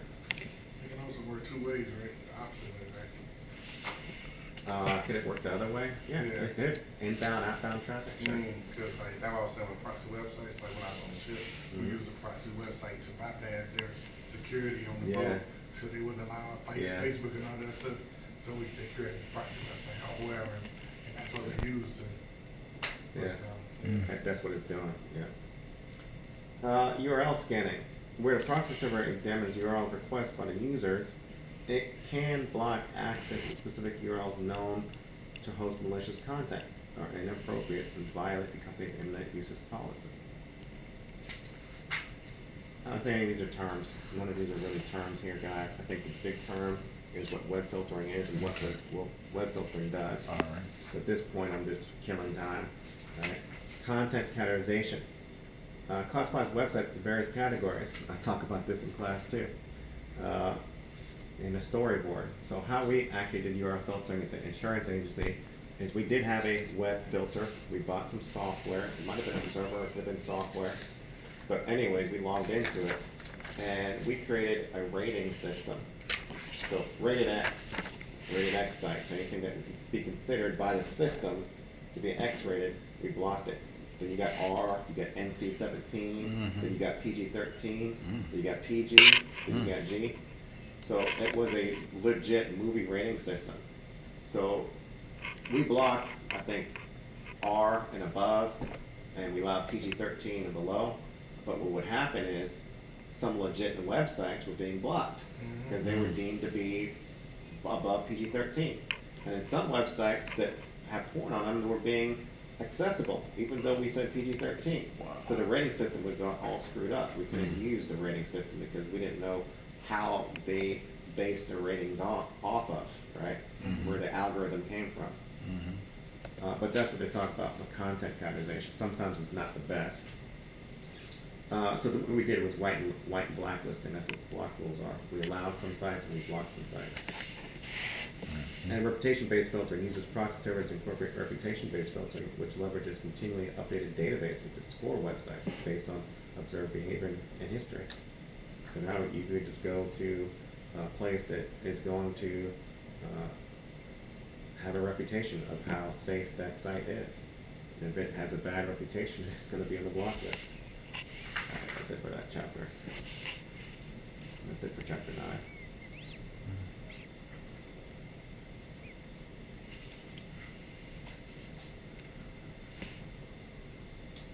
Gets shorter and shorter. Let me see how short these chapters are. 10 is really short. 11. So yeah, like I said, I think we're going to be through chapter 12, at least somewhere in 12 today. Yeah, chapter 12 is 46 slides. That's my incident response chapter, which we talked about on Monday. Okay. Remember these phases we talked about on Monday? Right. 1, 2, 3, 4, 5, 6, 7. Prepare, detect. They added one in 701. There was 6 phases in 601. See, that's what I'm talking about. Yeah, CompTIA makes up stuff. Legitimately, they make stuff up and make acronyms up. They make stuff up for you guys to get tested on. That's why I'm like, it's not worth you sitting here studying questions and answers for CompTIA because it's not real life. It's not real life. True. And in interviews, you shouldn't get asked CompTIA questions. Now you're going to get asked real life questions. What would you do in this scenario, which is real life? Right. But CompTIA is not real life. No. Right? So and that's how I teach. I teach theory, and I say real life. This is an example of what I did in real life. Yeah. But anyways, that's lesson 11. I mean, lesson 12, which we talked about this concept of help desk. And yeah, I'm just scrolling through here. All right, logs, capture packets. All right, seam's going to be, so the seam, which is SNMP, is going to be in that chapter 12. So we'll be probably halfway through that today. All right, 10. Just came back from lunch, but continue. Endpoint hardening. Yes. So as we see, we're going to start seeing some stuff that is going to be repetitious, gang. And stuff that's repetitious, I'm going to skim through. Stuff that's new stuff, I'll slow down on. But we already talked about a baseline. I'm not going to slow down on this, right? We talked about how we're going to go there and harden and secure reports and services. We already talked about segmentation. We talked about what VLANs do, right? We can logically segment the network, but we could also physically segment the network. Right. Just because you have access in the building doesn't mean you have access to all the doors in the building. Right. We talked about patch management today. I said that you want to test the patch before you deploy the patch everywhere. We talked about encryption yesterday. That is using AES to encrypt data at rest, right? And we already, antiviruses, malware, that's a very broad topic. These are going to be my host intrusion prevention, host intrusion detection, and even correction activities can be done with antiviruses. So this is the same thing we just talked about last lesson, right? Didn't we just talk about this? Yeah. User identity behavior analytics? This chapter is fluff. Coming back around. Let me look at the book to make sure I'm not missing anything. So they do talk about a different tool on top of 276. We actually use this tool. This is real life. MBSA, Microsoft Baseline Security Analyzer. So that's giving me a baseline. If we look really closely at that picture, we're going to have to, actually I can bring it up here and I guess I can zoom in. So I can show you what I'm looking at.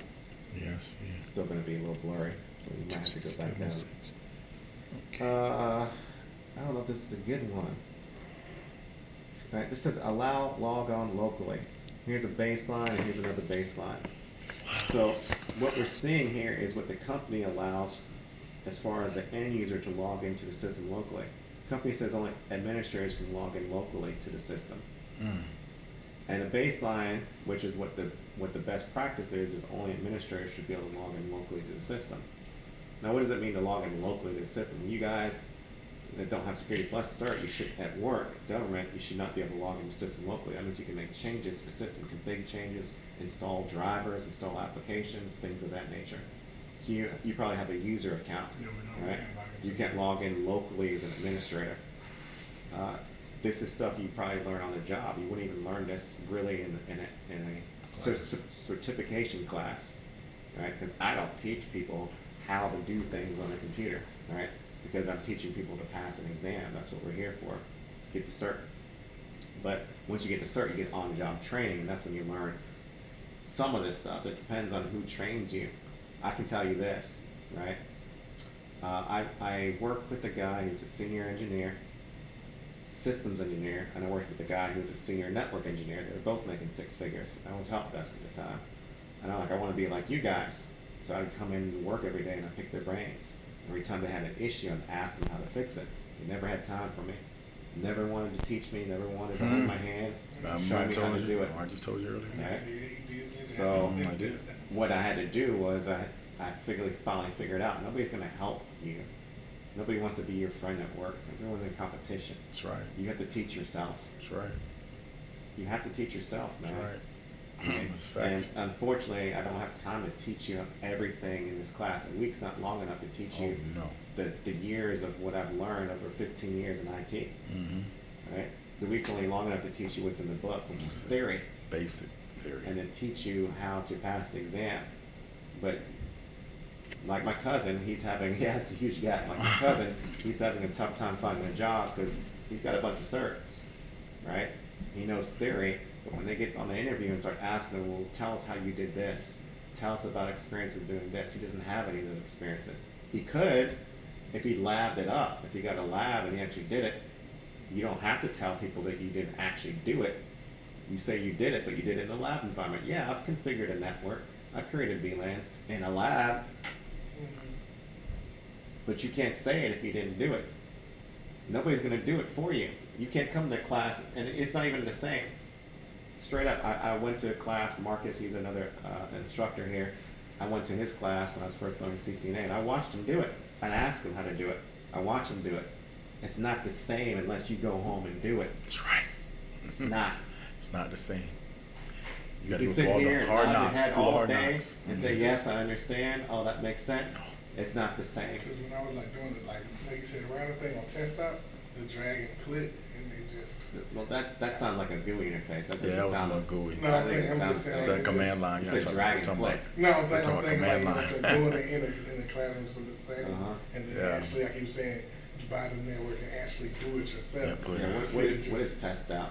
You talked about that a couple of times. It's one at Strayer, then like some colleges, it's like a for CompTIA. It's basically like it's. Oh, it's an education university? Mm, That's not going to be the same It's- because He's they right. don't have the access to give you a switch or router and run it out. That's right. They're using a pre-made lab pre-made environment. that lab, and Exactly. that's what I So was you don't have full access to do everything. No. You can't question mark and type in all these All these It's- commands it's all on I'm the saying, like, CLI. it wasn't. Yeah. It wasn't the same. It's like when I He's right. Like, I feel like- Listen to him, man. He gave It's right here. what he just said was spot on. when I got to like this right here, I was Yeah. like, I need to buy my own and just sit in the house and then put That's- it on, break yeah, it down, man. run through the motherboard, build it up, create my own. That's the and all only way that you stuff. learn it, man. Yeah. I mean, and like I said, there's no reason you can't because that's what YouTube is out Yeah, there for. exactly. There's literally labs out there where it'll tell you, go download this and follow me step by step. And you're sitting there with the software doing it. Network Chuck. Yeah, Network Chuck, he does a good job. I'm actually friends with Network You Chuck. know on him for Chuck? LinkedIn. What? Yeah. He got 2 million followers, man. Yeah. That boy's awesome. Yeah, I'm connected with them. I don't follow him. Oh. He actually followed me back. Oh. Because I'm an instructor. So Oh, it's like that's we good. both do the same thing. That's cool. But Network Chuck used to be, before he got on YouTube, he used to instruct at one of our competitors. It was another institute like us. Oh. And then he found out he could make a lot more money on YouTube. Oh, So yeah. he left that A company. lot more money. And he's a YouTuber now. Same Mhm. thing for the guy that I replaced. He was working here, and he left, and he has like 10,000 followers now on YouTube. What's his name? The guy who used to work here, his name is David Staples. Staples. David Staples, yeah. So you'll see he's dry though. He's good. Don't get me wrong. He's a very good Okay. instructor. Right? But not exciting. Boring. Okay. But not like Network Chuck. Right, right. Yeah. Yeah.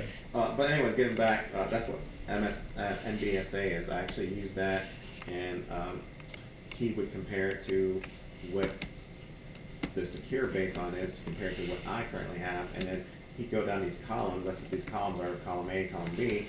And if my column didn't match his column, he'd tell me to make changes. So it's a actual tool, and it's easy to use. You just double click on it after you install it, and it scans whatever system you put on it. You give the output to the auditor, and the auditor looks at the columns and he tells you which one to fix. Mm-hmm. The hard part is if you don't know what he's told you to fix and how to fix it, that's on you. But that's your job. Like segmentation here at the bottom, we talk about network segmentation. So what we see here as a picture is a department marketing that's in a network. You can see it's in a sub-network, and it's split between another network, which is finance. Now the router's job, why the router is in the middle, is because the router's job is to route traffic from one network to the other network. Mm-hmm. Now there's a lot in that picture, and there's a lot of configuration behind Yes, that yes. picture. A ton of information in that picture. I know. So in theory, all we're seeing is that we need to create a network like this, Right. where we divide departments between one another, so marketing can't talk to finance. But how to do that, that's what you would be hired for. Yeah. Right? They're not gonna hire you and say, oh, I see you took a Security Plus class, you understand the theory, we need you to do that. Do you know how to do it? Because both of y'all laugh, and I'm looking at like the customer, like the people who will be using it. As long as my computer will. CCNA, brother. CCNA, CCNA, brother. CCNA is a good. There it is. CCNA is really a good skill set to have. Even if Yes. even if you're not going in networking, you still got to know it. Yep. It's going to come back because you're going to be held up in your job because you're going to be contacting a network guy to fix something. That's happened to a system engineer. He said, I can't do it because I don't know how to do it. I'm waiting on Dan to fix the issue. Right? Meanwhile, if he had the skill set, one, he could communicate to Dan better what to do, or two, he might be able to do it himself without having to wait for Yes, another sir. resource to do it. Yes, sir. Antivirus, anti-malware is nothing to add here, gang. We know that we need to have this on our systems to prevent viruses like worms. We had a whole match yesterday in a sim, right? Worms are propagating, replicate on the network. Trojans are viruses that we talked about. They're wrappers. They look mass on the outside, malicious on the inside. Spyware spies on us. Spyware is what's called PUP, potentially unwanted programs. It's bloatware. If you go to Best Buy and you buy a pre-built system, gaming rig, it's going to have a bunch of other software installed on it that typically slows your computer down. And some of it could be spying on you. That's why we build our own computers. Because I know what I put on my computer. I know there's nothing additional bloatware on it. We just talked about cryptojackers today. Remember, that's being able to use hardware and mine cryptocurrency on it, which is a bad thing. It's Illegal. Huh? bad. You said what's bad? No, I said it's bad. You say to mine cryptocurrency. I was like, What's that's illegal? No, It's not it's not illegal, bad. it's It's not not illegal to mine it. It's illegal to use somebody else's resources to mine it. Right. And then we got full disk encryption, which we talked about. Once again, I have here AES, that's the de facto way of encrypting data at rest. They mentioned the TPM and HSM chip, that's like doing my attestation, which we talked about 4 times now. If I want to use software on the next page, it's a good picture, BitLocker. Don't know if you've ever seen BitLocker, but that's a Windows screen. Yes. Yes. I wonder if it's on this computer, let me see. I use it on my last company. Yep. I do have it. See that? Yep. It says to turn BitLocker on. Uh-huh. I'm not turning it on. Because what you could happen is it encrypts the drive, which is good, but somebody's got to take this laptop. They got to figure out how to open it. And this has a NVMe drive in it, so it doesn't even look like a standard hard drive. So you really got to be technical to even know what you're looking for. Number 2, if I forget my password when I turn it on, all my data's gone because I'm locked myself out. I've encrypted the drive, and now I don't know my password. The only way I can get basically back up their operational is just format and start over again. Exactly. Lose So all your I data. leave it off because I have too many passwords. I might forget. I might have typed it in wrong. There's all kind of things that could have happened. It's not worth it for me to turn BitLocker on. But what it does if we turn it on is it encrypts your hard drive. Yeah. My law firm made us have it because we could not use their PCs or have it on. Really? The data. Yeah. All right. I've already went on this slide. I'm not sure how I went backwards here, gang. Okay. All right. Here, endpoint configuration. Where am I at as far as slides are concerned? Advanced endpoint protection on page SCP. 279. Yes, sir. Actual So here we're talking about patch management. I've discussed what the purpose of patch management is to make sure that all my systems have this most recent current patch. I can do that automated or I can do it manual. But regardless of how I do it, I have to make sure I test the patch before I deploy it to the entire environment. Because it can mess things up. Right? And the patch might not even be applicable to my system. So now you're downloading something, you're applying it to your system, but it has nothing to do with your system. The SolarWinds hack, that could have been mitigated with a patch. Yep. Equifax hack Yep. could have been mitigated with a patch. Yep. In fact, Equifax knew of the vulnerability and they put off the update. Oh. They put off the update. Wow. And that cost them millions of dollars. No, probably billions of dollars. I don't know what happened, but probably got in big trouble. Yeah. All right. So it's patch management. All right. 280 and 281, that was the last slide. Sorry, I'm trying to catch up here. On the bottom of 281, we talked about endpoint configuration. So we talked about social engineering yesterday. Leonardo DiCaprio, Catch Me If You Can, pretending to be somebody so you can impersonate or masquerade to what illicit information. We talked about ways that make the eliciting more trustworthy. Remember I said consensus. We don't want to be sheep. We don't want to hold the door open because it's a polite thing to do. All right? But all of this stuff is only mitigated by training and awareness. We can't put controls in place for social engineering. Vulnerabilities, I mean, we already talked about vulnerabilities, endpoints, weaknesses, weak configurations, unpatched systems, lack of security controls. Of course, anybody can gain access to a system if there's no security controls on it. We talked about content filtering already, talked about host firewalls, talked about antiviruses. We talked about MDM, mobile device deployment, yesterday. Yep. I don't know if we talked about DLP yesterday, but that's something we have in the military, data loss prevention. Okay. You guys allowed to put thumb drives in your No, work? no. Okay, so that's why, because we don't want people copying data to it, alright? But that's an example of data loss prevention. I honestly think they disable them all. They do on the disable them, computer. yeah. Configuration drift. So here, when you're talking about configuration drift, is over time, new people get hired to an environment, and our baselines are going to drift. Because we know that you need to have Windows 10, but then we hired somebody else and they put Windows 10 and they updated it to the latest and greatest. Meanwhile, that system's still on the old version of Windows 10. And then he goes downstairs and he puts a different version of Windows 10. And over time, everyone has different versions of Windows 10 and different applications, right? So things can drift over time. They talk about shadow IT, where people are bringing in their own software. Oh, I don't like Word, Microsoft Word. I want to use something else. So now I got to go to this user's machine to use that application, this user's machine to use this application, and we have too much stuff that's not matching up in our environment, and that's a vulnerability. It's not a standard, right? We want best practice, we want standards. Next page, least privilege. We talked about this already. Privilege, principal, least privilege. I said about the insurance agency, right? We don't give people access to anything because they're coming to steal information. ACLs, again, we talked about this already, the 10th time. Right? Tuples are my rows, order from top to bottom, and we have implicit deny. Reason I talk so much about ACLs, I understand now, is because there's a potential 2 or maybe 3 SIMs that you have to configure an access control list. Mm-hmm. We're going to look at today. Interesting enough, they go deeper into Linux now on page 283 and permission, file system permissions.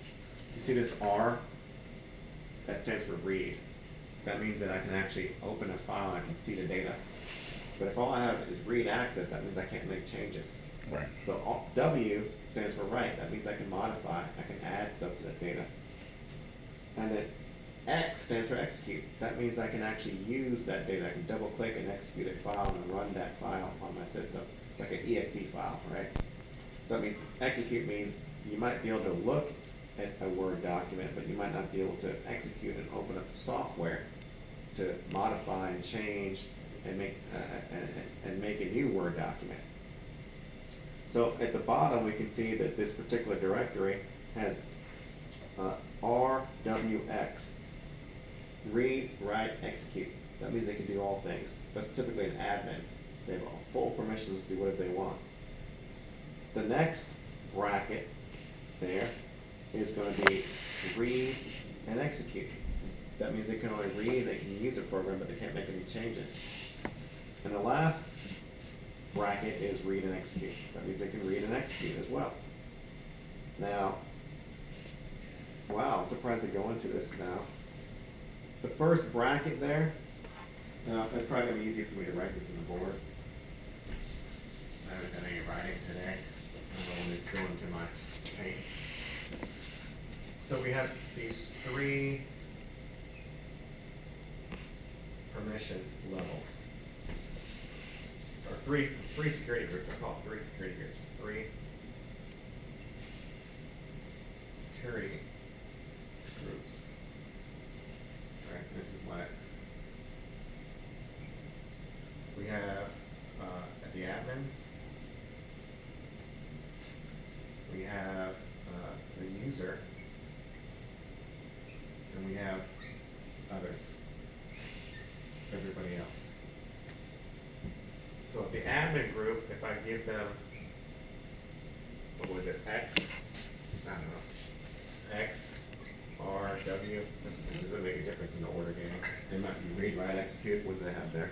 Read, write, execute. Mm-hmm. I'll just do what the book says. Right. Read, write, execute. That means as an admin group, you got full access. Now, they don't, I'm surprised they're not going any deeper. Let me see if they have 4. They do, they go deeper on the next page. Okay. So read has a value. I would say take this with a grain of salt, because I don't want you guys to get stressed out. Right, take it with a grain of salt, just do your homework, you're gonna be fine. Read has a value of 4, write has a value of 2, and execute has a value of 1. So 4 plus 2 plus 1 is, That's a 7, my fault. it's all good, 7. So if I give an admin a value of 7, that means they have full access to do whatever they want with the file, or I can give them RWX, read, write, execute. Ah. User, if I gave user a value of 5, what access do they have? It looked like 4 and 1, read and execute. And others, sometimes I might give them a value of 0. Read, write, execute. That would be dash, dash, dash, which means they don't have that access. Mm-hmm. That's what the dashes mean. Dashes mean that access doesn't exist. Right. So 750, That's not too if you much. see it, it would look like this, 750 for a file. Alright, let's say it's a Word doc. That way the admins have full access, Mhm. users have read and execute, and everyone else can't do nothing to that file. It's come to work. Just come to work. So But that's what they're going into. That's what a chmod command will give you. So chmod would change my permission, Okay. right? Chmod, right, changes Gotcha. permissions. Change, modify, I think is something that stands for Linux. Linux is a beast of a cert, by the way. There's a Linux Plus for CompTIA. That's a beast. I don't have my Linux Plus, so I don't care to get Linux. I'm not interested. Very niche market. Mm-hmm. I say it's still good to know, but there's other certifications that I'm more interested in. Can put me at a higher salary bracket faster than Linux Plus, which is entry level. But you learn all this stuff in Linux Plus, and everything's CLI, command line interface. Mm-hmm. All right. Allow block list. I think we know about allow block list already. I think I want to do this. File system permissions. I'm going to put here 750 and read execute right. Read execute. That way it'll remind me it's a talking point to talk about it. Sometimes I might not reference my book and I'll be like, oh yeah, that's right. And change mod. Change mod is actually another important thing that we need to make sure to cover in the future.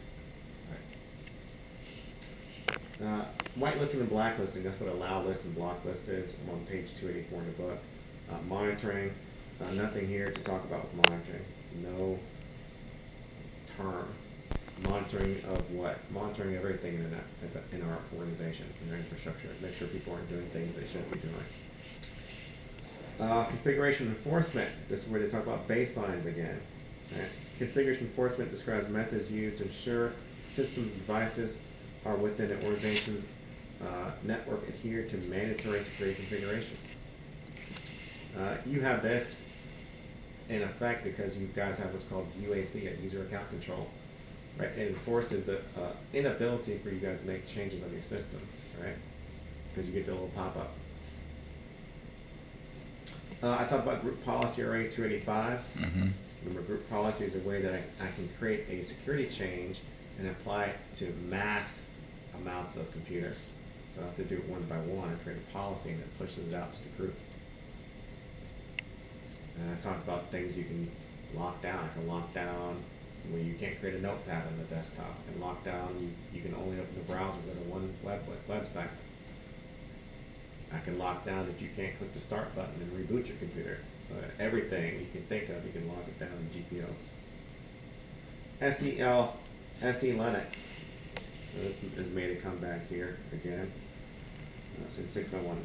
I'm reading from the book. Is a security feature in Linux. As it says SE, I just think about securing Linux when I see that acronym. Supports access control policies including MAC. We know MAC is labels and security clearance. Talked about yesterday. SE Linux allows more granular permissions. There's that word granular again. Right? So very, very, very, very detailed control of permissions over every process and system object within the operating system, strictly limiting resources the process can access and what operations performed. So, in layman's term, this is just a security feature we can use to secure Linux and what people are allowed to access in Linux. Linux has a window called terminal, and Linux has a user called sudo super user. So I might not want you to be able to go and open up the terminal window and access super user, which is the admin account. And SE Linux can control what you can and can't do once you access the Linux environment. We already talked about su and sudo Monday or Tuesday, I can't remember what day. Protecting ports. Alright, more stuff that we kind of talked about already. I don't need to look at the next page, there's more stuff we talked about. So I'm just going to kind of read from the book to see if there's anything specific. Physical device port hardening involves restricting physical interfaces of devices that can be used to connect to it, thereby reducing potential avenues of physical attacks. That's where we talk about disabling the USB port. Port control software provides additional protection by allowing only authorized devices to connect via physical ports. That's MAC filtering. Your MAC address, once it's plugged into a switch, is going to be understood by that software, and the switch will say, yes, MAC address AAA is allowed, but if another MAC address enters a switch, it'll disable it. As revealed by researcher Karsten Knoll in his Bad USB paper, exploiting the firmware of an external storage device such as a USB flash drive and even standard looking device charging cables presents adversaries with an incredible toolkit. Firmware can be reprogrammed to make the device look like another device class, such as a keyboard. This is saying in layman's terms, I found a USB and I plug it into the computer, and the computer says if it recognizes as a USB, disable it, right? But what if I was able to get software installed on the computer and trick the computer into thinking that the USB was a keyboard or mouse? Are keyboards and mouse allowed on your computer? Yeah. Yes, they That are. was gonna be one of my other questions too. So that's what they're saying. Trick it, and in this case, on that USB, you have a keylogger installed, and a keylogger would track all your keystrokes. We had a question yesterday on the SIM. We were looking at where the keylogger, and we talked about disabled vulnerable services. Mm-hmm. To SIM. All right. Encryption techniques to the next page. We talked about FDE, full disk encryption.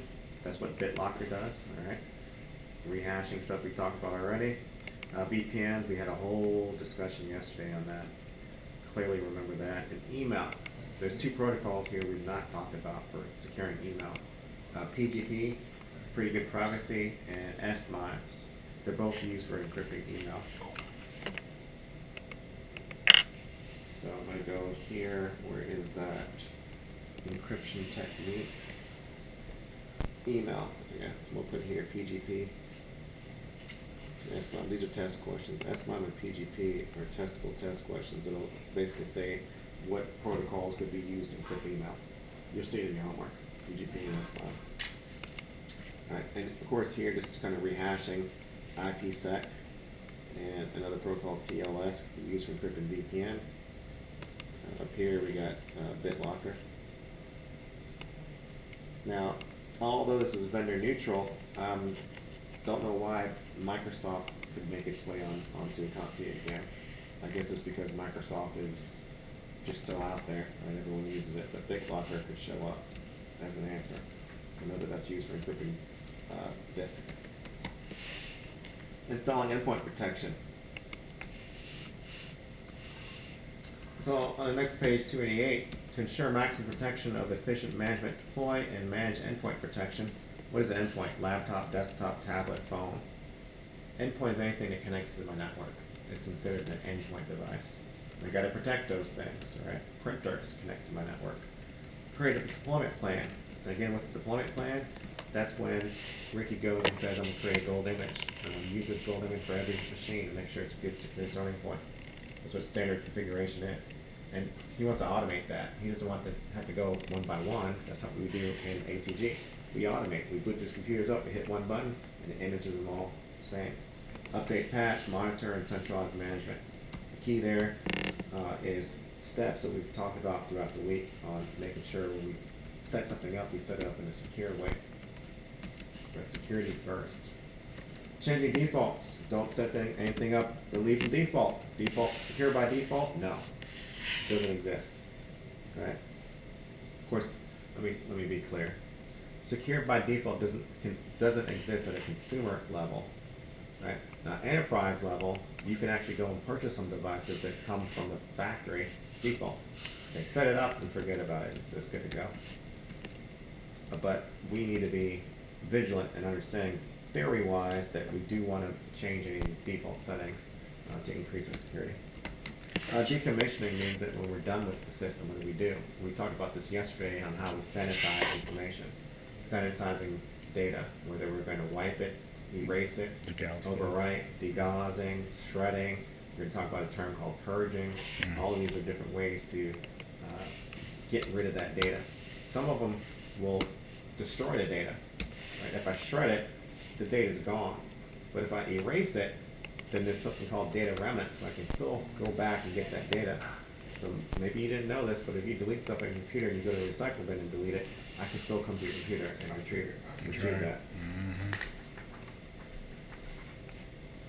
All right, and then here they talk about ICS. We talked about yesterday. We talked about RTOS yesterday. There's nothing there to add. They just said, hey, make sure you harden these systems too. And you know what those systems entail. 1:15, 2:24. That's an hour. Means we're at break. So let's come back at 2:35. Okay. Is that cool? Cool.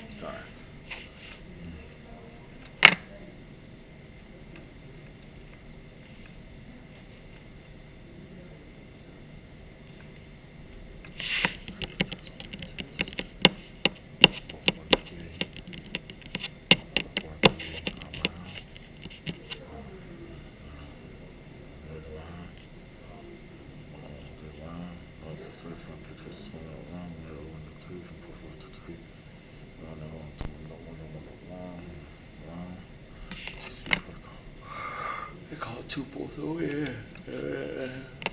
That's question. Mm-hmm.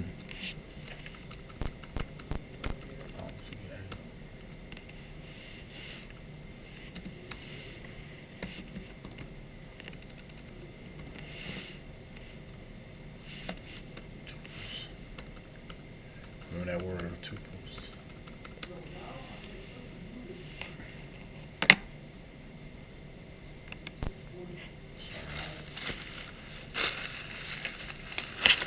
Hands.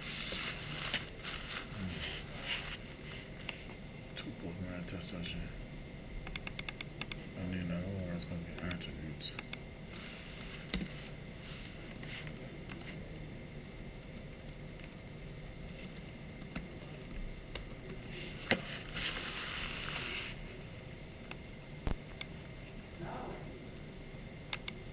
Yeah, but the good news, you know, if you're smart, I don't care.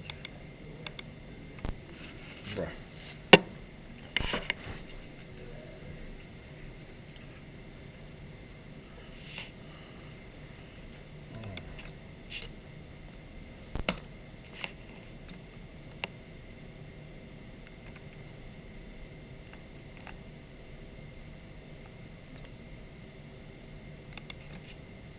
Alright guys, it's all about flow access. There's a TLS 3 it's called a TCP, aka the three-way handshake. Okay, obviously you should know. There's a DDoS versus DOS. Multiple machine attack, single machine attack on service. So I said DDoS attack, we know many machines. Going there said one, so God, I thought this is so exciting. Federation. Oh, we were talking about that earlier. Federation. Yeah, we talked about that earlier.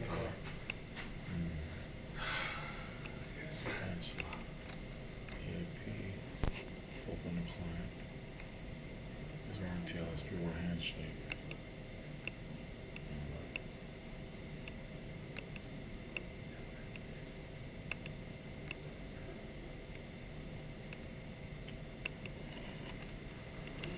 Leap. Oh, that's press weak. So they're very weak. Okay. Look at that signal. Okay. Let's go. There we go. All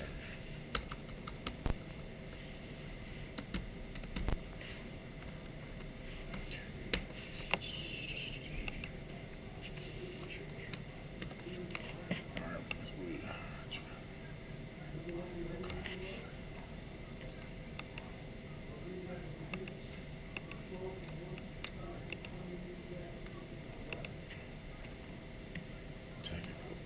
Attack is, yeah, right here. Oh, this is wrong.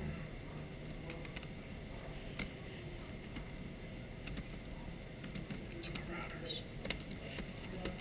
Call it routers.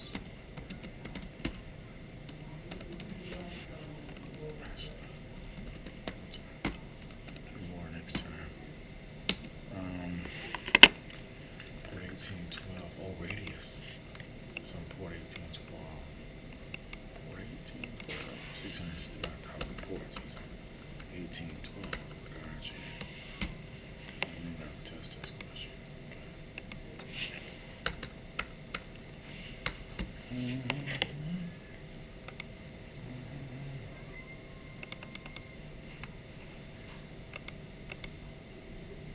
See, UDP is fast, but not reliable. That's the key words. Unreliable, but it's fast. A video. So for example, videos, UDP, much fast for streaming. Yeah. Voice, I guess go voice be UDP or TCP. Oh, voice TCP. Yeah. Okay.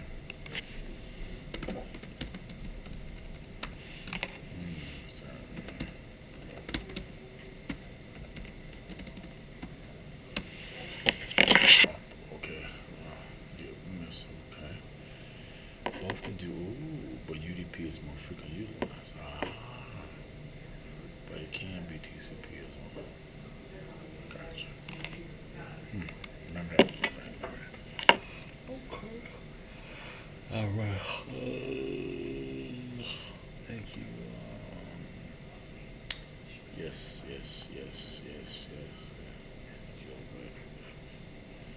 Thank you.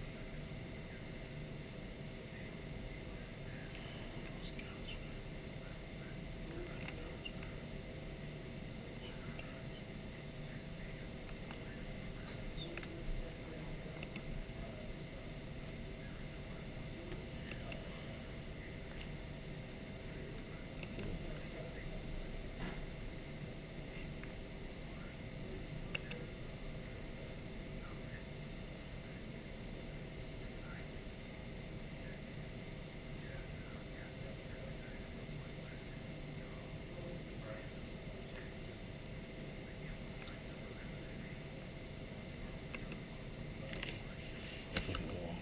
Let me try. It should be secure.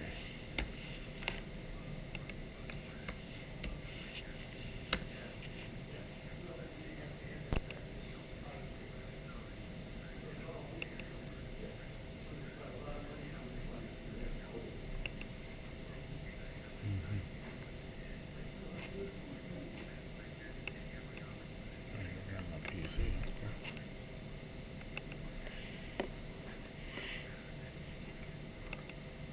244-109.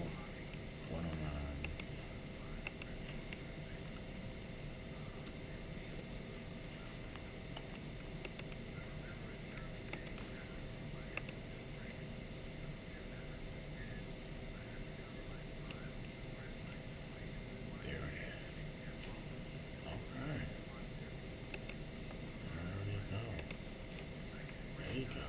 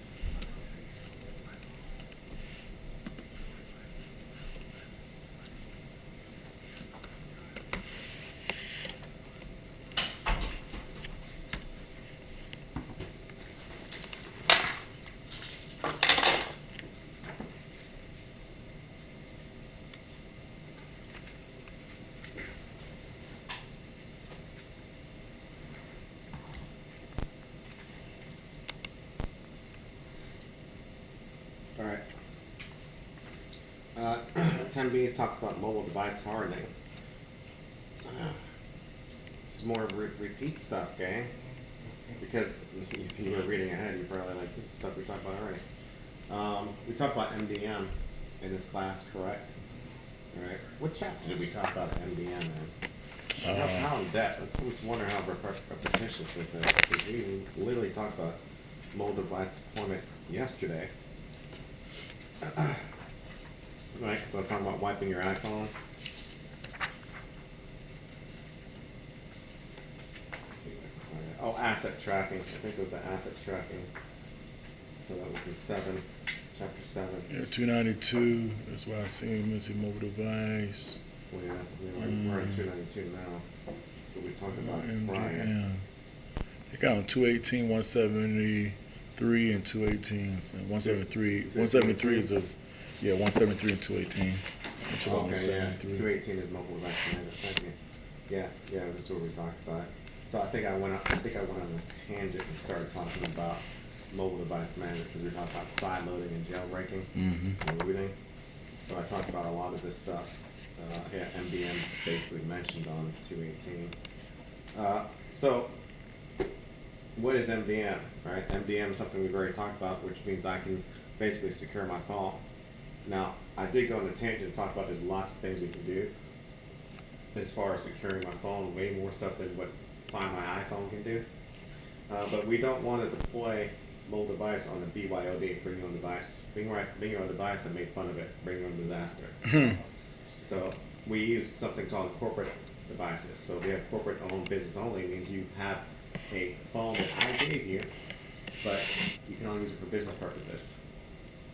We didn't do that at AJC. We did a COPE, corporate owned, personally enabled.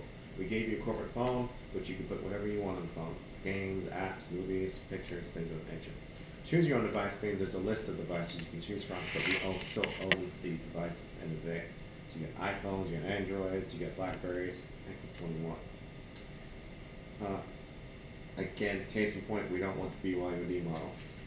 So MDM is a tool, application, software that we would take all of these corporate owned devices and enroll them in this software so we can basically track and manage and assess the security of these devices. Because at the end of the day, it's our responsibility as risk mitigators to make sure that if data is on that phone and people are taking it outside of business, we gotta make sure that we can secure it.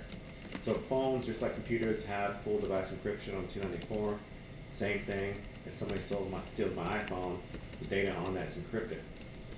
Basically with a password, right? So if they don't know the password, you try to brute force their way into the hard drive on my iPhone and my Android, they're not going to be able to read that data. It's built in, especially with Apple. Apple really takes privacy of users' data to a whole nother level, right?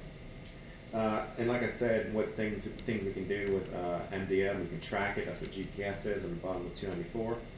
295, geofencing. Geofencing is a term we haven't talked about yet. Geofencing is basically saying that you can only use your phone inside this building. And the moment you walk out of this building, you've gone outside the geofenced area, and that device is going to be disabled. That's what geofencing is. So geolocation is once you go outside the United States. Geofencing is once you go out the building. Fence. GPS tagging, sometimes they call it geotagging. When you take a picture, you see it on your iPhone, you get these memories. Last year at this time you were here, and it puts the whole movie together. Yep. How does it know that? Because there's tagged information embedded in that picture, date, time, location. Right. So we got to be careful when we do post things online that we know that there is tagged information that can be extracted and used for malicious purposes. Again, I'm skimming through this because mobile device management is stuff that we should know because we all have a phone and we all know that we need to secure our personal phone because there's data on it. If you lose your phone, you got GPS to track it. Cell towers also are ways to kind of track where a phone call has originated from. When you watch forensics, right? You see they kill people and they say, I wasn't there, but they made a phone call, pinged up the tower, and they were in the neighborhood. So if you commit a crime, you don't learn anything from this class, leave your phone at home. GPS, all right, we talk about GPS, and I talk about the difference between geolocation and geofencing, right? One's a bigger area than the other. Wi-Fi versus tethering. Were you around when you had to actually plug your phone into your laptop to get internet? All right, yeah. Yeah. So that's how you used to have to do it. called tethering, right? And that's more secure than what we have now with the hotspot because I could just be close to your phone and I could connect to Store your it data. because I can see it, right? If I need the password, I could brute force my way into it. Tethering means it doesn't matter. Unless I can plug my laptop into your phone, I'm not going to borrow any internet connectivity from that device. So know that tethering is more secure than using open hotspot or Wi-Fi. PANs, PAN is Bluetooth. That's all it is. So personal area network is Bluetooth. Like a And we hotspot. know Bluetooth, no, not a hotspot. Bluetooth and hotspot's different. Hotspot's Wi-Fi. Bluetooth is going to allow you to connect to certain devices, right? That are Bluetooth enabled devices. So you got your iPods. Think of iPods. iPods, iPods. You got your Bluetooth radio, Or AirPods. Bluetooth speakers, AirPods. I'm gonna say that. iPods. speakers.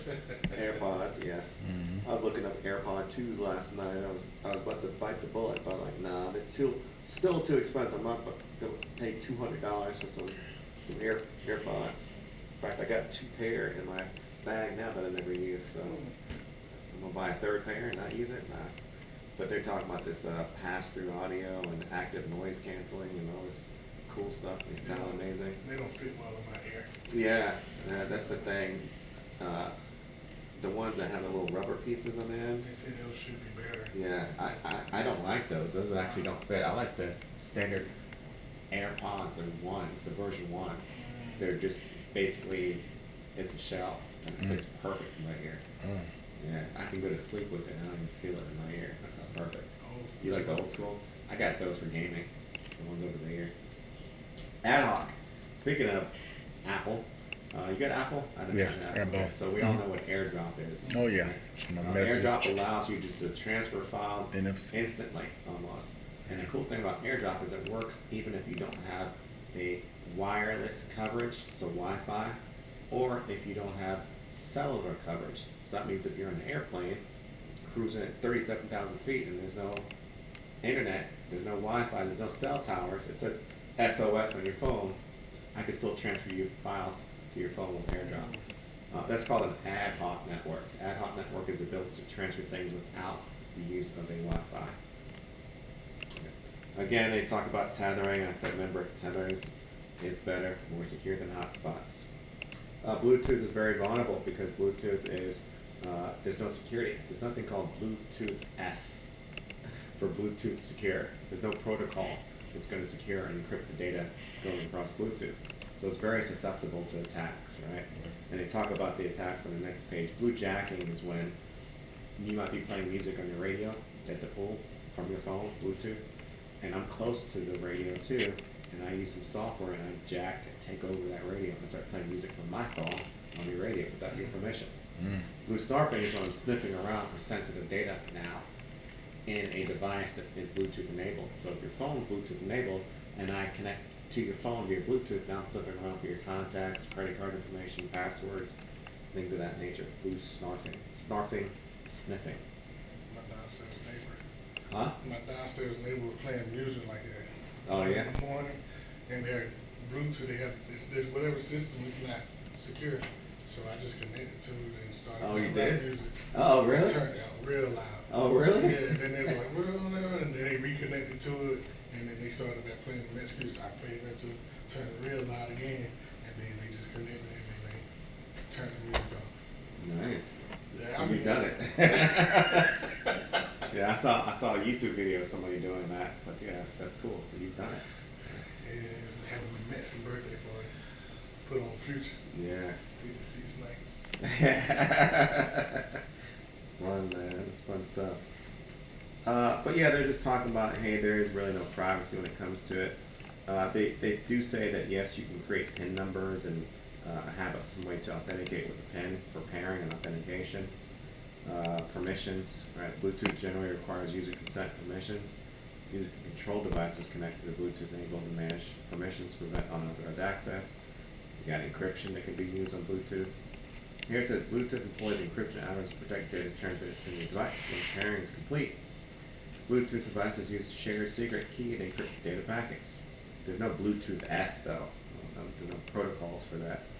Bluetooth introduced. This is an older, but 4.0. They're on Bluetooth 5.0, I think. They might be on 6. 6 is in the making. I know they're on 5.0. But introduced 4.0. Bluetooth Secure Connection (BSC) offers increased resistance against eavesdropping, and on the path is another term for man-in-the-middle attack. All right. I want to put that in my notes. BSC. It's an acronym. We got to know that mitigates against Bluetooth attacks. So where are we at here? Wi-Fi tethering, PANs, Bluetooth. I'm gonna say right here. BSC. Bluetooth Secure Connection. I'm not gonna remember that acronym for a minute, so I'm gonna write it out. Bluetooth Secure Connection. Alright.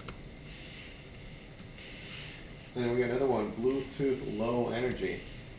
This is a power off efficient version of Bluetooth that randomly generates device addresses, periodically change to prevent tracking and unauthorized identification of Bluetooth energy devices.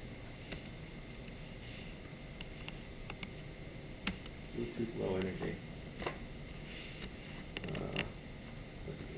BLE. Bluetooth.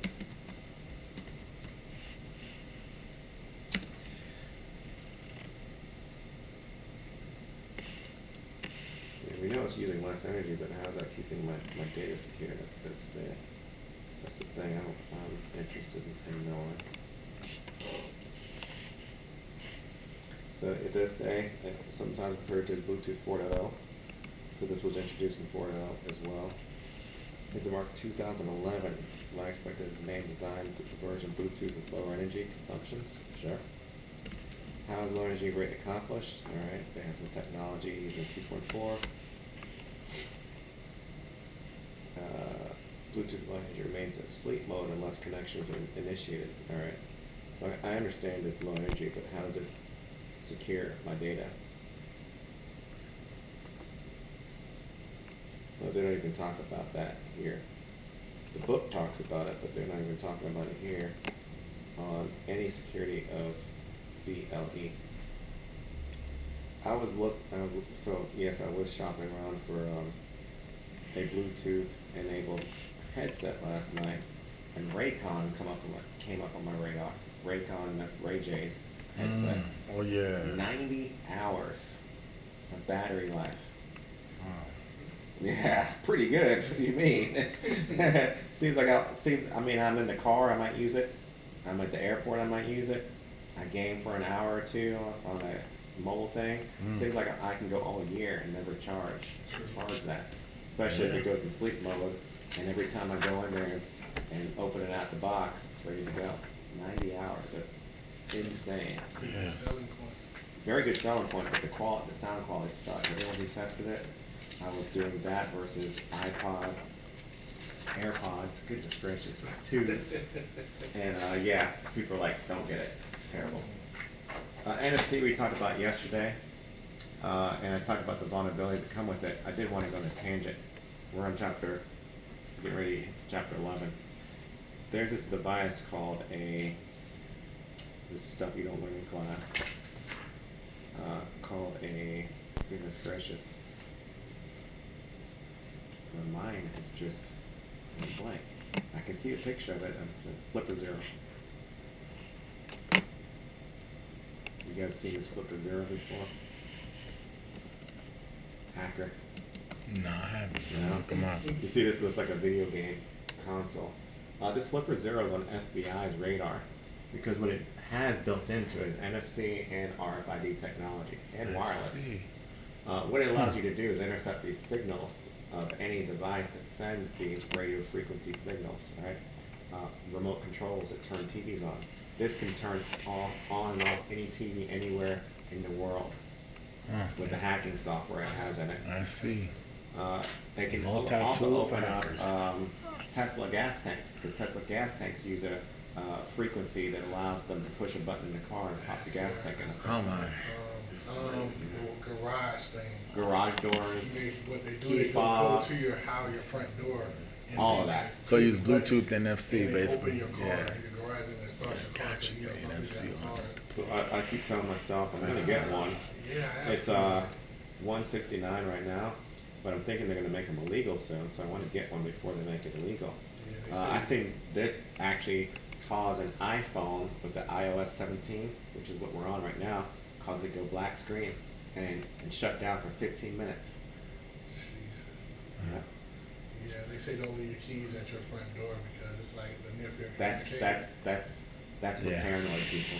Yeah. Super paranoid people. Yeah. I had a guy in my class that said that in his house he has a key box that is Faraday cage to protect his keys. Super. I'm like, dude, crazy. really? You really think people are driving by your house trying to steal your key fob information? Well, they can start the car. I mean, I know it can happen. Don't get me wrong. I'm just saying it's paranoid if you're thinking that where you live, you have active people coming by your house trying to steal your I think information. it's the news because in Atlanta it showed people go breaking in people's houses with that. See, it depends on where you live. Okay, like I seen it on Yeah. the news. They come to the door and they play with it. Next thing you know, your car started, and then they just get your car. And It can drive happen. and take off. No, I'm I've saying seen it it can't too. happen. They I'm get just the saying radio I'm signal, not gonna but they- invest in it. Yeah, but you know, it's he like it's you should be that worried though, man. You gotta be a super nerd to Hey, want take to. my truck. That's- Or it's that's- stolen. I'm car gonna don't accept that risk. I'm not gonna invest Yeah. $200 for a key lock box in my house. I'll accept that risk. Put foil around everything so you can't get derailed. Chapter 11. Chapter 11 is talking about. So chapter 10 is really a brief chapter and a lot of stuff we've talked about. There was a couple of new terms in there. Chapter 10 is talking about. See, in this lesson we will do the following: understand secure protocol concepts. Hey, that's what we kind of have written on the board right there. Explore what DNS does. Review email security protocols. So we talk about PGP and SMIME. And there's one more SMTP that we're going to talk about. That's for sending email. We actually got POP and IMAP as well. And what is a sandbox? So sandbox is a new term. Sandbox is a system that allows us to isolate and test things in the network. So here we're going to be talking about sandbox. So we can I'm trying to spell this. Detonate malicious apps because it's isolated. The key here is it's isolated.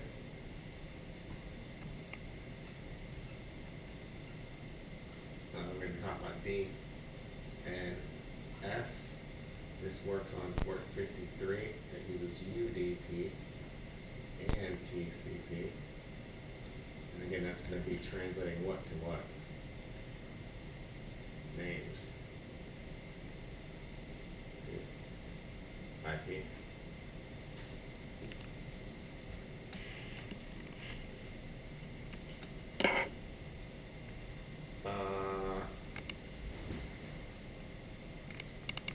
Email security, we're going to be talking about this one as MTP. That's port 25. That's used for sending emails. Then we do have an SMTPS that we're going to be talking about. That's used to send emails and do it securely.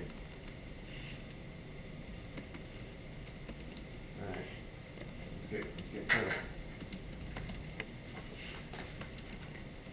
So secure protocols. I have stuff already written on the board. HTTP, Telnet, we don't want to use. HTTPS, SSH, we do want to use. I'm not going to rehash that because I already wrote it on the board. Right, that's on page 304. 305, they're still talking about HTTP, HTTPS we want to use. They talk about SFTP, FTPS. Alright, talked about that already. On the bottom of 305, we talked about yesterday TLS. TLS is secure. We don't use the unsecured one, which is SSL. So SSL, I did right up here. Go ahead and add that. We don't need this, not safe for work, it's not test level. SSL versus TLS. And we're actually using TLS 1.3.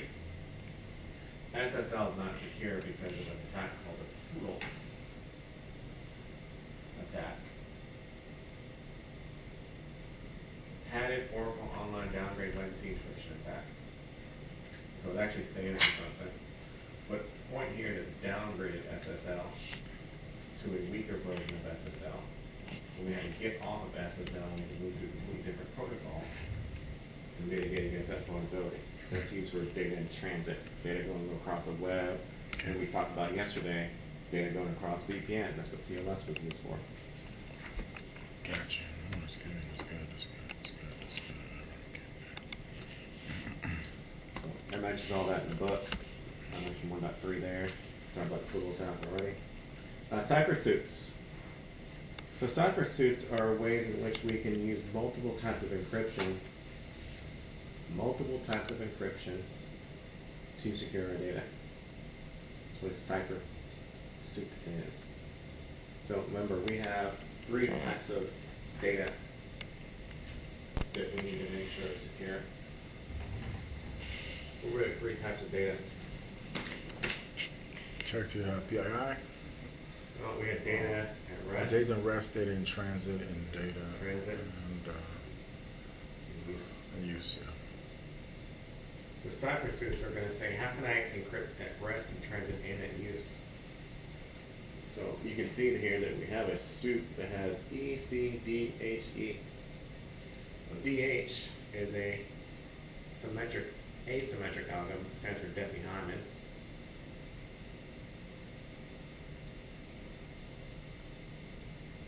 And that's for exchanging keys over the network. Secure Public and private keys. Yeah. secure key exchange. So ECDHA, that's what I'm reading right there, is the securely exchange keys of the network. RSA, we talked about that. Again, that is an asymmetric algorithm. That's what we have for time TOTP. Time-based one-time password. You remember the picture I showed you of the RSA secure ID? Not really, honestly. Keys one shot. All right. Gotcha. Okay. RSA secure ID. You remember Oh, that? I remember that now. Yeah. That's what's considered a TOTP. So it's going to implement some type of expiration.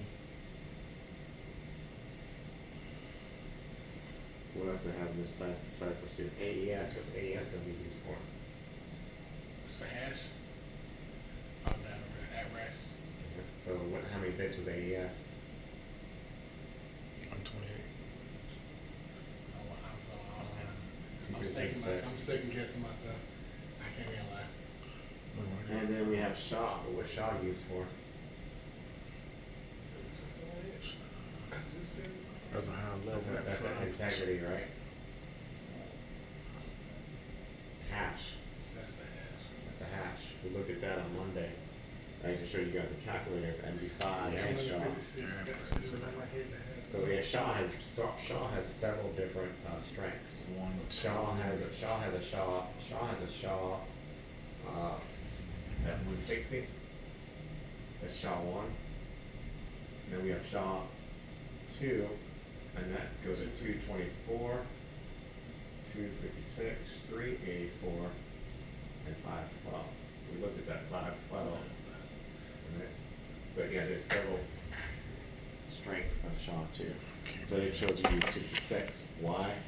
Well, the more bit keys I use, the more power I consume from the system. So if I use 512, maybe the system can't process that amount of encryption.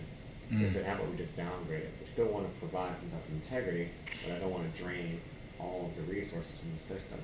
And I'll use a weaker variant of SHA. Wow, that's good. Wow. Network directories, secure directory services. We talked about this yesterday with Active Directory, LDAP. So this is not a new concept here. Remember, actually we went into in depth yesterday. I even showed you guys Active Directory, users and computers. Mm-hmm. Remember, Ricky? And this is all new to you, so let me show you real quick.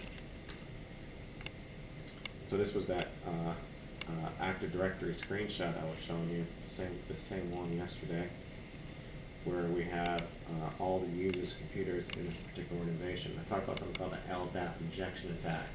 where I can inject myself as a user and give myself access.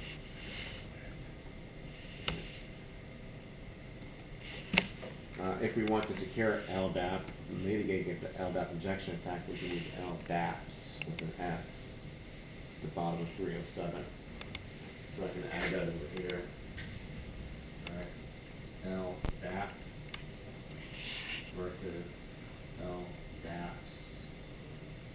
There's a protocol number for these. I don't know if the port numbers important, but knowing that this is used for typically active directory, and we should know that word. Like, I'm not going to. LDAP is port 3, I guess 389 and 636. I have to do it for my job, so I know that port. Me too. I teach it, so I know. Well, you're supposed to. That's your job. Outstanding. That's your SMP, job. version 1, version 2. It said, does it mention that in the book?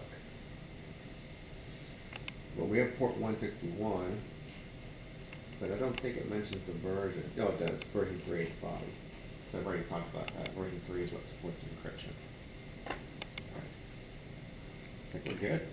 We're good. FTP, we already talked about that. We talked about SFTP on page 309. SMTP, I didn't write that up there, but I said, hey, we're probably going to be talking about SMTP. Did I talk? Yeah, right here. Sending emails, port 25. And then we have the SMTPS that's going to be ways in which we can deliver the email and do it secure. There's port numbers for that. I don't think that's testable, however. Yeah, so memorization of these ports is not testable. Let me rephrase that. Memorization of these ports I do not believe is testable. Let me not say it is not testable. I don't believe it's testable. When I say I don't believe it's not testable, it means I don't think you should waste your time sitting here memorizing ports. It can help you answer a question because it might, in the question, mention a port number. So it can help you get to the answer faster, right? But I always tell the class the same thing. As long as you do your homework, you should be fine. POP and IMAP. See, I said it was going to be here, and there it is. POPs is what you use on your Hotmail or Gmail account. So when you actually check your Hotmail or Gmail account, it's actually doing something called downloading the email to the interface. So when you log in and you type the username and password, you told Hotmail servers, download the email to this interface so I can interact with my email. And that's all you can do, is you can open it and view it and respond. IMAP, on the other hand, how many of you guys use Outlook at work? Every day. All right.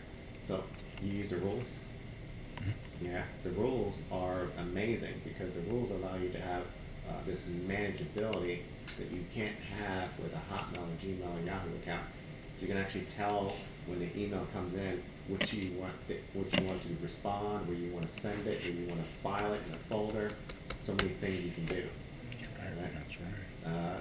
I would say senior execs would probably make more use of it because they get so much email and they want to be organized, so they want to know where to go to look for this email, so they'll create rules for it. Alright. Running out of room on the board.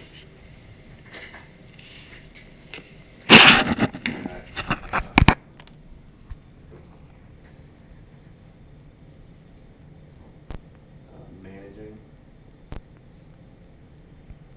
email. We got IMAP. And there is an IMAPS.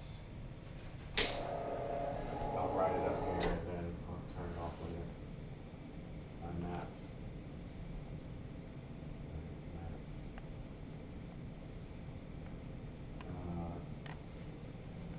I know this is 1.3. I don't remember IMAPS.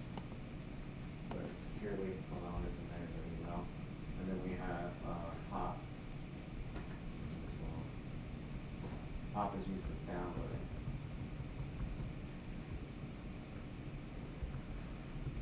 That email. POP. And we have one over here called POPs. Secure version. POPs 110.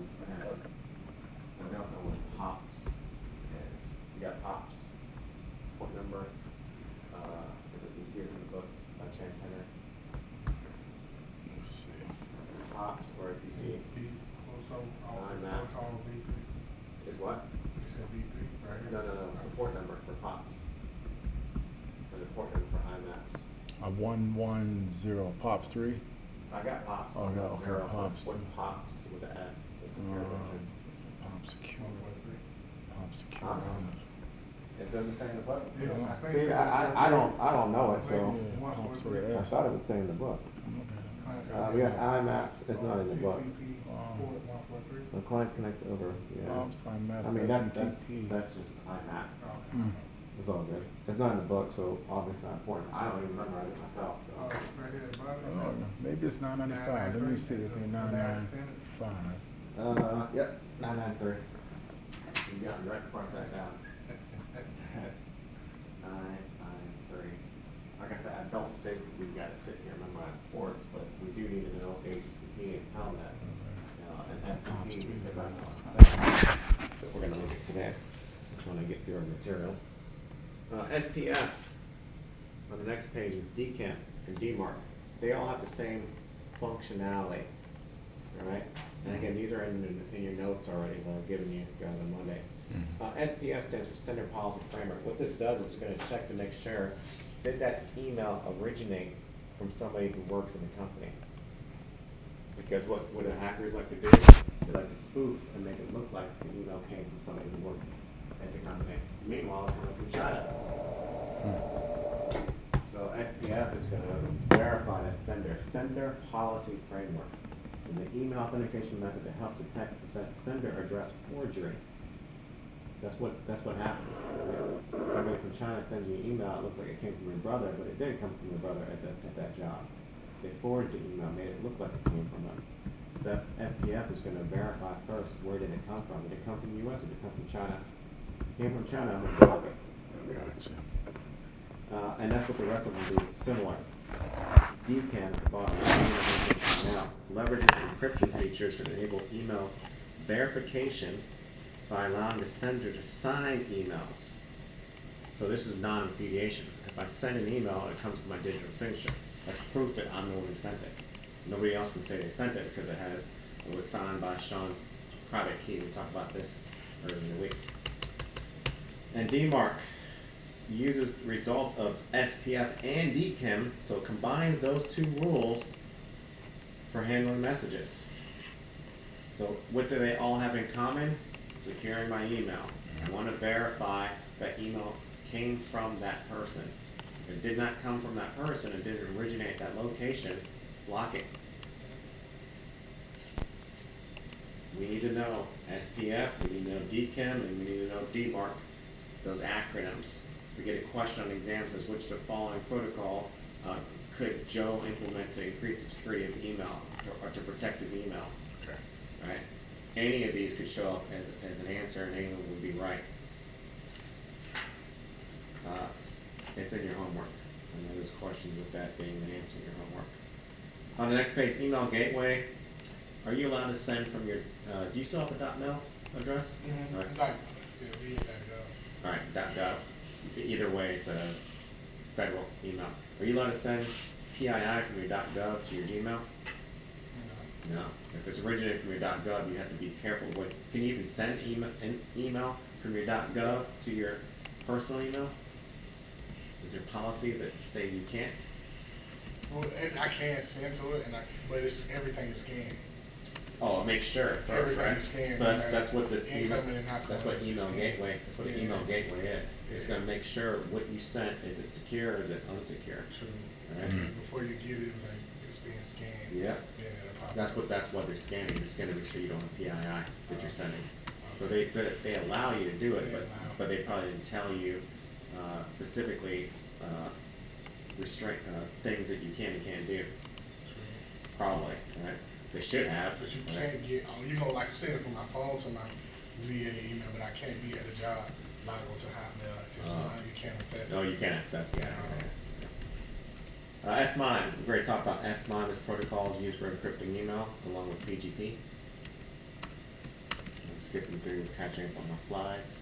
All right. And again, DLP is going to be used in every aspect of our organization, not just with USBs, but like I said, email. People will send email with PII from their corporate email address to home, I talked about a real story. They were sending credit card information. This was big data that was being lost, so we had to put things in place to prevent that. That was what we used PCI DSS to do. HIPAA is going to prevent medical information. Ouch. And GDPR is going to prevent EU citizens' privacy of their data. Yeah, it's a beast. DNS's job, I told you, 53, its job is to do what? Translate a name to an IP address. DNS filtering is a technique that blocks or allows access to specific websites. So I would say this is equivalent to web filtering, because DNS's job will take us to a website. So DNS filtering is to say, all right, what website am I taking to? Am I taking you to? If it's a safe website, DNS filtering will allow. If not, DNS filtering is going to block it. Provides proactive defense, blocking access to known malicious websites.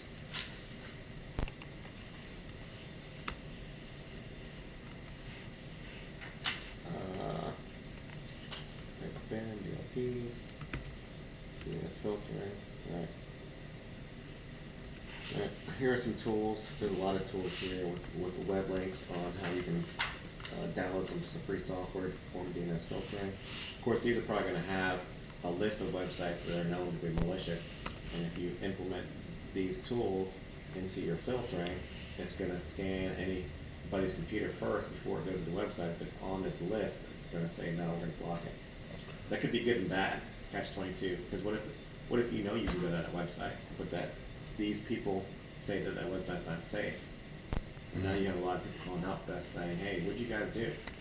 I used to be able to go to this website Monday, but you did something yesterday and I can't go. Another thing we can add for increasing our DNS, again, the ability for us to translate a name to an IP address, is a protocol called DNSSEC. DNSSEC mitigates against people messing with this name to IP address translation. Because what if I type in facebook.com again and I ask the DNS server, can you tell me how to get there? I showed you guys this yesterday with NSLookup. And somebody intercepts that request and gives me the wrong IP address. Now it redirects me, which is what the farming attack is. It redirects me to a different website. DNSSEC will prevent that from even happening in the first place. It even prevents spoofing. And the poisoning attack is what I just told you. That's what a poisoning attack is. And somebody comes into your network and they poison this process. So it's not going to send you to the correct IP address.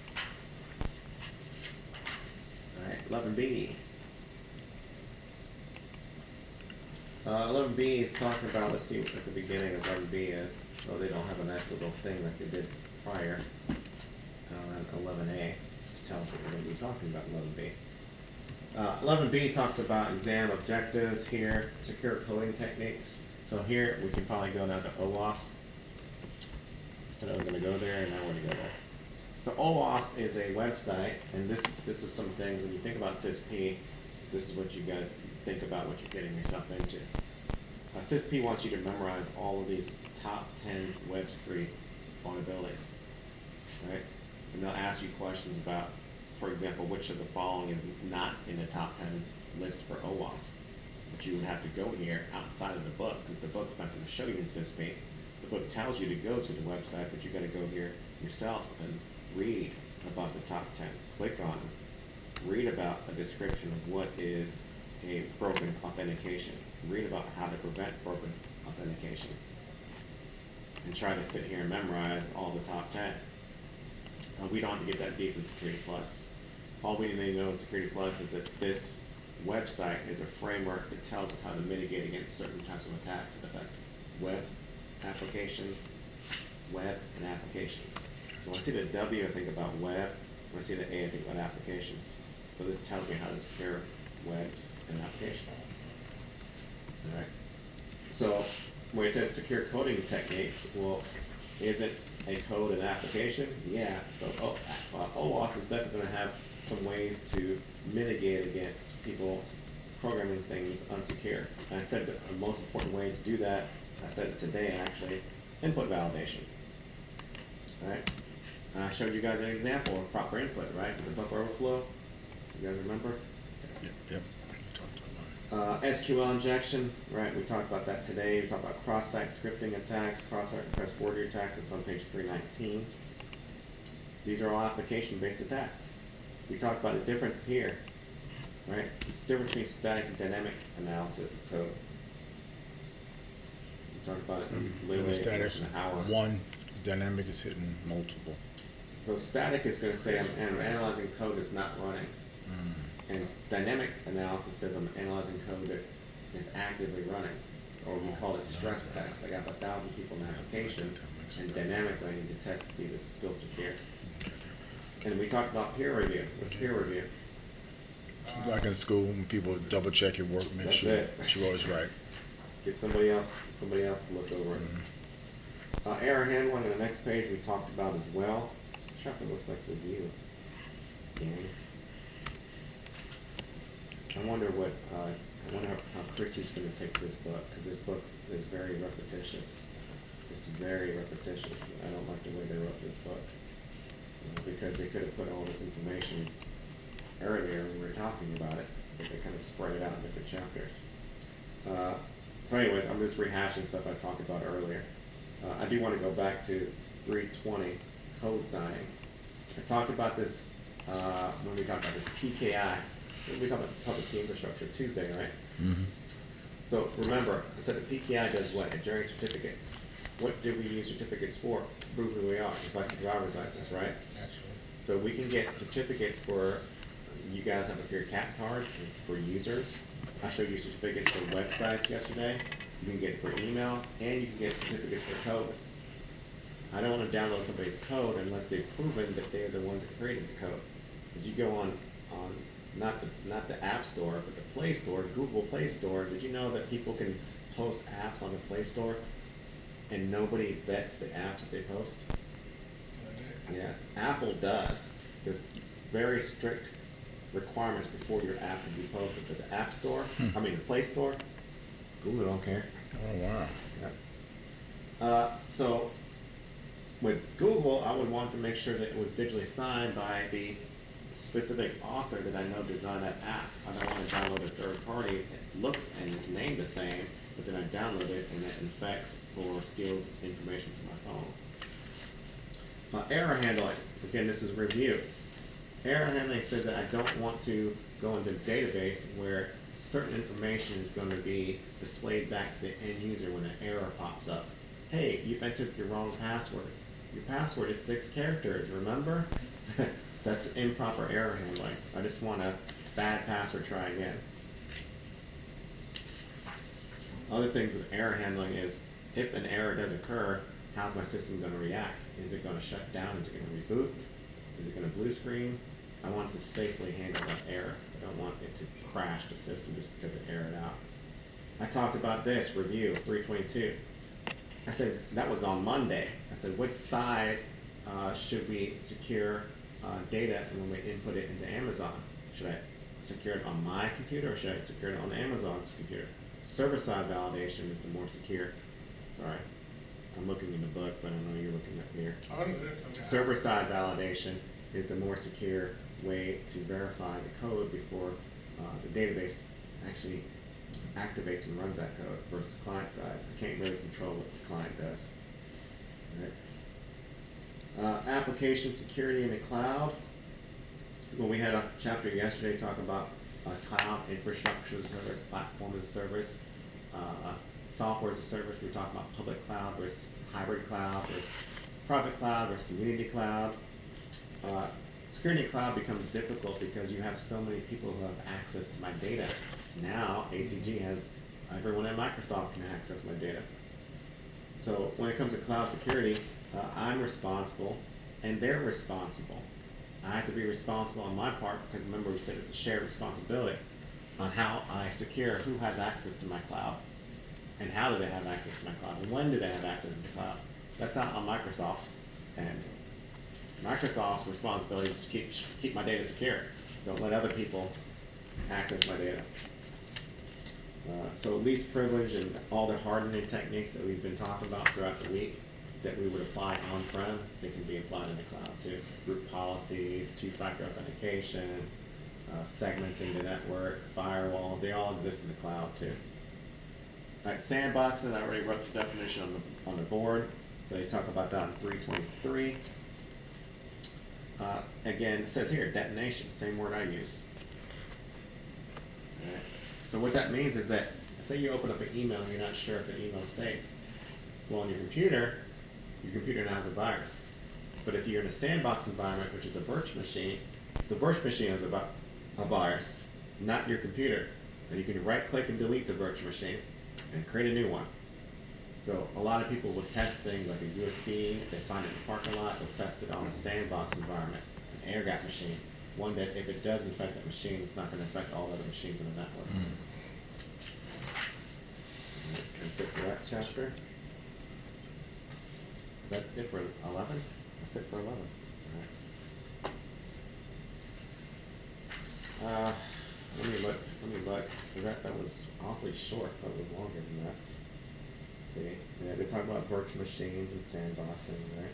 Oh, Kuko. I always go to the website Kuko, just to show you guys that there is, not testable, but they're just trying to show you there is a whole website in which you can download a virtual machine. What is it?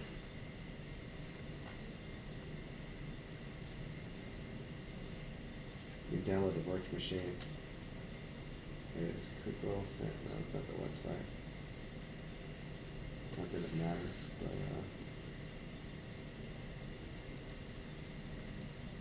I thought it was just Kuko Sandbox. Why is my Google having trouble finding it now?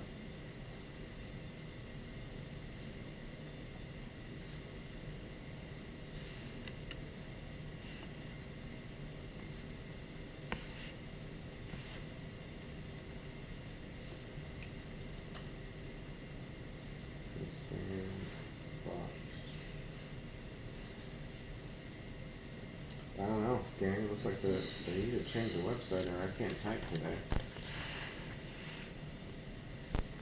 Because it was a whole website. Let's see if it takes me to a link here. So here they're talking about Linux. Linux, you don't have to go to a link to install things. You can just tell it to go to a specific URL. It uploads. So it downloads the link.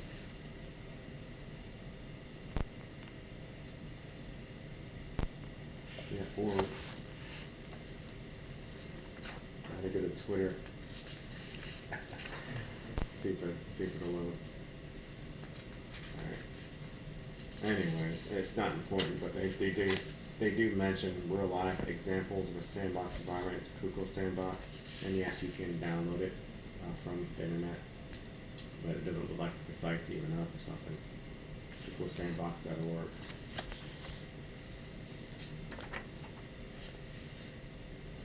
Looks like the site's down. I've seen it in the past, but it's not working now. Alright. Chapter 12. So I want to do part A and then we're going to look at the SIMs. Here it talks about incident response. So yes, I have talked about this on Monday. This is when I was going over the test objectives. So I briefly talked about this. And I said, hey, these are things we're going to be talking about throughout the week. And I did kind of pause on this, and I kind of went in kind of detail and talked about how we respond to incidents. Anything that compromises CIA is an incident, right? Since that's the first thing we're talking about, I was like, well, let's talk about help desk. I talked about how you have to be prepared. Preparation means that you have to have what? All of the tools in place in that organization. Detecting, how do we detect it? I could detect it manually. Somebody could call me and detect it. My system, my scene could detect it. After I detect it, an analyst, which is a new phase, I gotta ask questions. Right? I detected it, looks like the internet's down. Is the internet down for that person? Is it for everyone? Is it the website? Is the cable unplugged? I go through my OSI model, I've tried to troubleshoot the network related issue, and find out that, well, it's not an internet issue, it's a ransomware. So what I do, unplug it, containment phase, and then you use antivirus to eradicate. Recovery is when you use corrective tools like antivirus or even backups, and in lessons learned, you summarize everything that's happened. So that's literally this entire chapter. And the book is going to talk about their storyboard of what happens in each of these phases, starting with the preparation phase, right? Who needs to be prepared? Help desk. So they call them the cyber incident response team, cyber emergency response team, cyber security incident response team, or security operations center, SOC. That's these guys I showed you guys. Network operations center. Showed you guys probably on Monday. This picture, y'all remember this picture here? Yep. Right. So this is the guy that sits in front of the computer. They call him a SOC now. It used to be called a NOC, Network Operations Center, but now everything's gone to security. Right? There was no cybersecurity major when I was in college, but now there's a cybersecurity major. So go figure. Me too. They changed his title. Mm-hmm. But who needs to be prepared is help desk. These are all different terms for help desk. And triage means that I'm going to give it to the appropriate team on help desk. This is made up of several people, tier 1, tier 2, tier 3. You got your senior, you got your junior, right? And everybody has a role of responsibility. HR might be responsible for if an employee's data gets breached. You got to contact HR because they're going to know what to do with that. Or marketing is going to, if the entire company's data gets breached, marketing is going to go to the public and notify the public because that's what marketing does. They interact with the public and they're going to say, hey, I got to go to the news. I got to let people know that your data's been breached. We're working on it.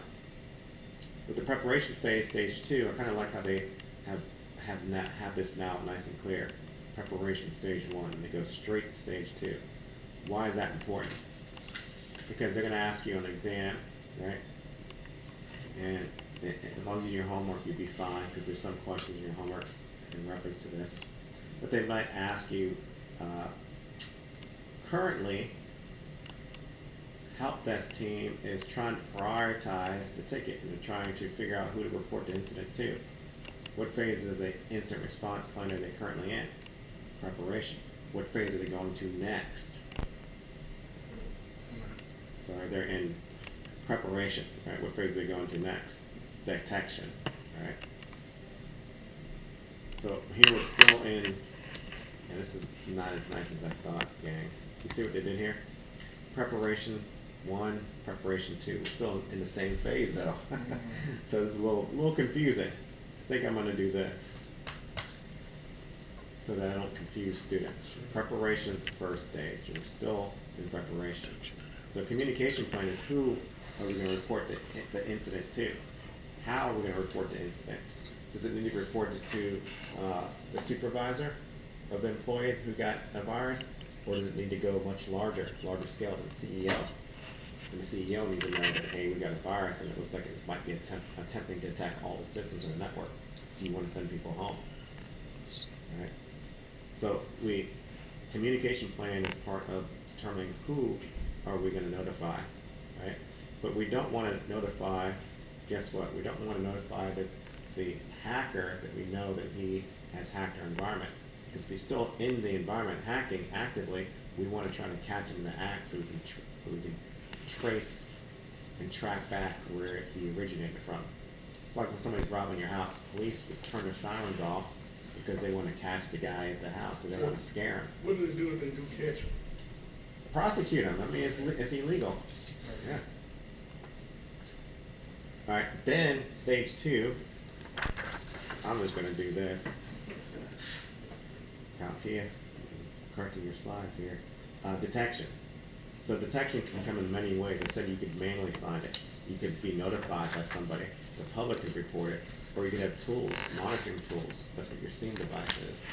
That's what port 161 is going to do. It monitors. It's going to send those events and alerts. All right, analysis is the third stage. And during analysis is where I'm going to classify and prioritize what the incident is. Prioritize means, is it a P1, P2, or P3? Low, medium, high. Priority. Right? Classify, what systems did it attack? Is it a network outage? Is it a system email outage? Is it a power outage? Is it a data breach? Right? Impact. How many people is it affecting? Is it downtime going to affect the entire company, or is it just down for one floor, or is it down for one user? So what they're showing here is a kill chain.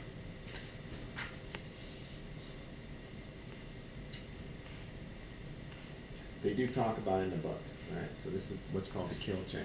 Lockheed Martin, which would be my dream job, right? Because they have like the best benefits. I don't know if you heard, they still got pension, I think, over there, right? Everyone in the government tries to work at Lockheed. You got pension where you're at? Yeah, pension. Oh, yeah. Well, so you got a good job then. When do you get pension? How long do you have to be there? Well, they say 20 years. Is and it then 20 years? It's 20 years, and then if you have the age, then yeah. But I think like 65. No, you have 20 years. You have 20 years. Yeah, but you get oh, that's what am I thinking? So that's 20 years for retirement. Yeah, it's just 20 Yeah, years. but see, like most corporations nowadays don't get pension. So when you think it's like, yeah, I get pension, no, most companies, corporate, you don't get pension any longer. They took it away from a lot of companies. But anyways, I don't know how we got on pension. And Lockheed Martin. Lockheed Martin, yeah, we're talking about Lockheed Martin. They developed kill chains, sorry. And a kill chain is a methodology of how a hacker hacks. So these are steps of a hacker here. Blow it up a little bit. We'll talk about it real quick. Is it expected for us to memorize these steps? No. Is it expected to know what the kill chain is used for? Yes. The kill chain is something that can be used to analyze how a hacker hacks. Watch his methodologies. Because these are the steps he takes. He performs reconnaissance. He goes out and he uses tools like Shodan.io, right? Like Indeed, because you got job postings on Indeed, LinkedIn, Facebook, and gathers information. And then he says, oh, how am I going to create a weapon that I can try to sneak into that building to infiltrate it? So now he goes out and downloads a bunch of software. And then he has to figure out how he's going to deliver it. I drop it on a thumb drive in the parking lot. Well, somebody picks it up and plugs it in the computer and bam, exploits. But now I got to install it on a machine who has escalated privileges. That's what we talk about pivoting. We talk about horizontal and vertical pivoting in this class. I can set up a command and control center, which means I just set up a persistent activity, right? A base, that's what command and control is, a base of operations. I said you could set up a base of operations on a printer for a year, because nobody's going to think about looking at a printer. And then action objective, why was I in there? What was the purpose? Well, I'm in there to steal data. I'm in there to form ransomware to get paid. Actions objective. Just think about this whole process as somebody's robbing a house. Same thing. I drive by the house morning, afternoon, evening, see if they're home, reconnaissance. I figure out, do I need to go buy something to break into the door or window, right? I gain my access. I might set some cameras up on the inside for a persistent threat. And then objectives is what was the reason why I did it. To catch somebody doing something they shouldn't be doing or steal something, whatever the case may be. The next phase is containment. Containment means that I'm going to essentially what? Disconnect the machine from the network.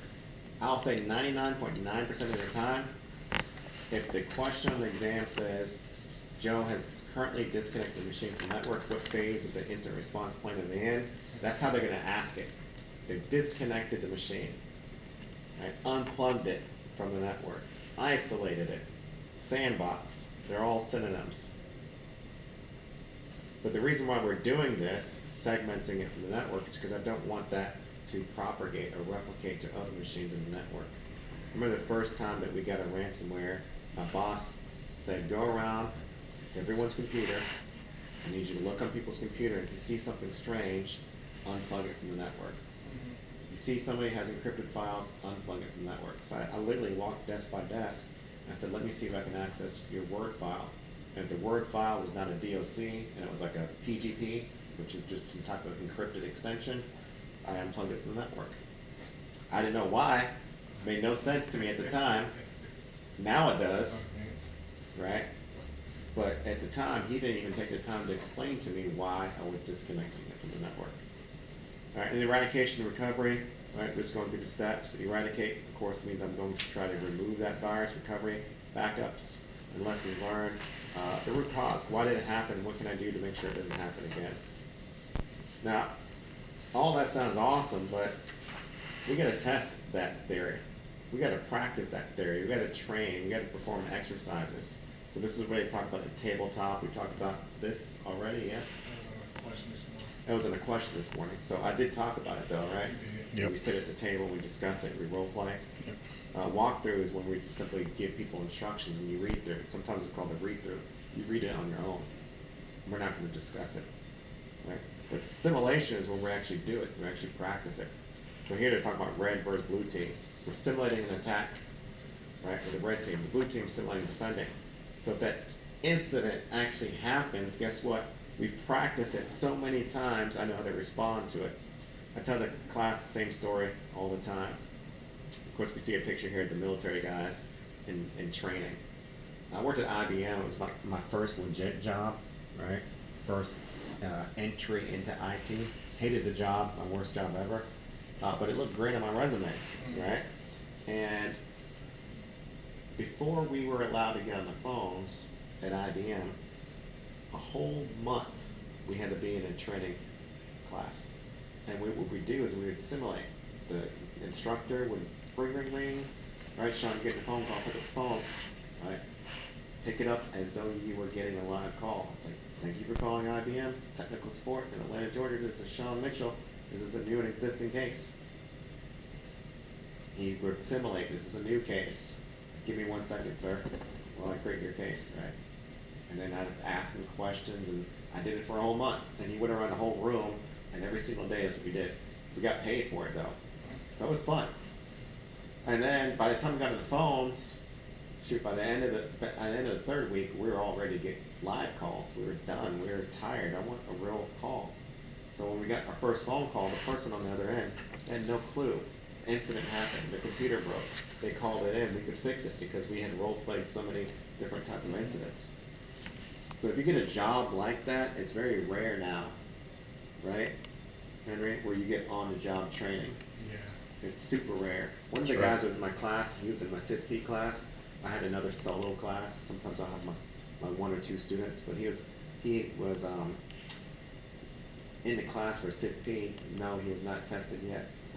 But and he realized that he wasn't going to be testing for a long time after he took the course. But he didn't have a job, so he was in here to get a cert to try and help him get a job. But at that week, he actually got a job offer, and I kept in contact with him, and I saw where he went. I was like, well, that looks like a nice little company. It's a cybersecurity company, and I said, well, what's the job entail? What's the day-to-day task? He's like, I don't know because I'm in training, and I'll be in training for the next couple weeks. And I was like, wow. Training?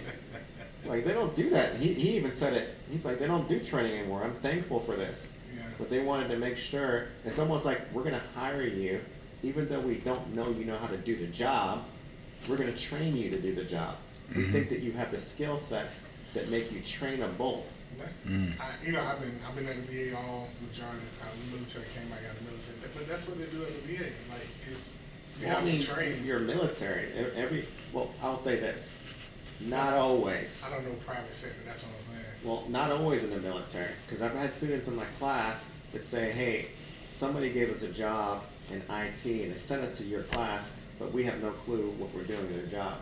They said, go to class, get the certification, and they said that we're going to have to figure it out on the job.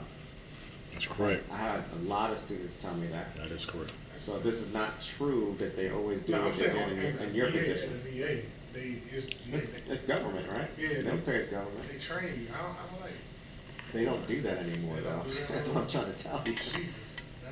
So if you get a job Oh, no, that's where not- they that's offer not- you training, that's great.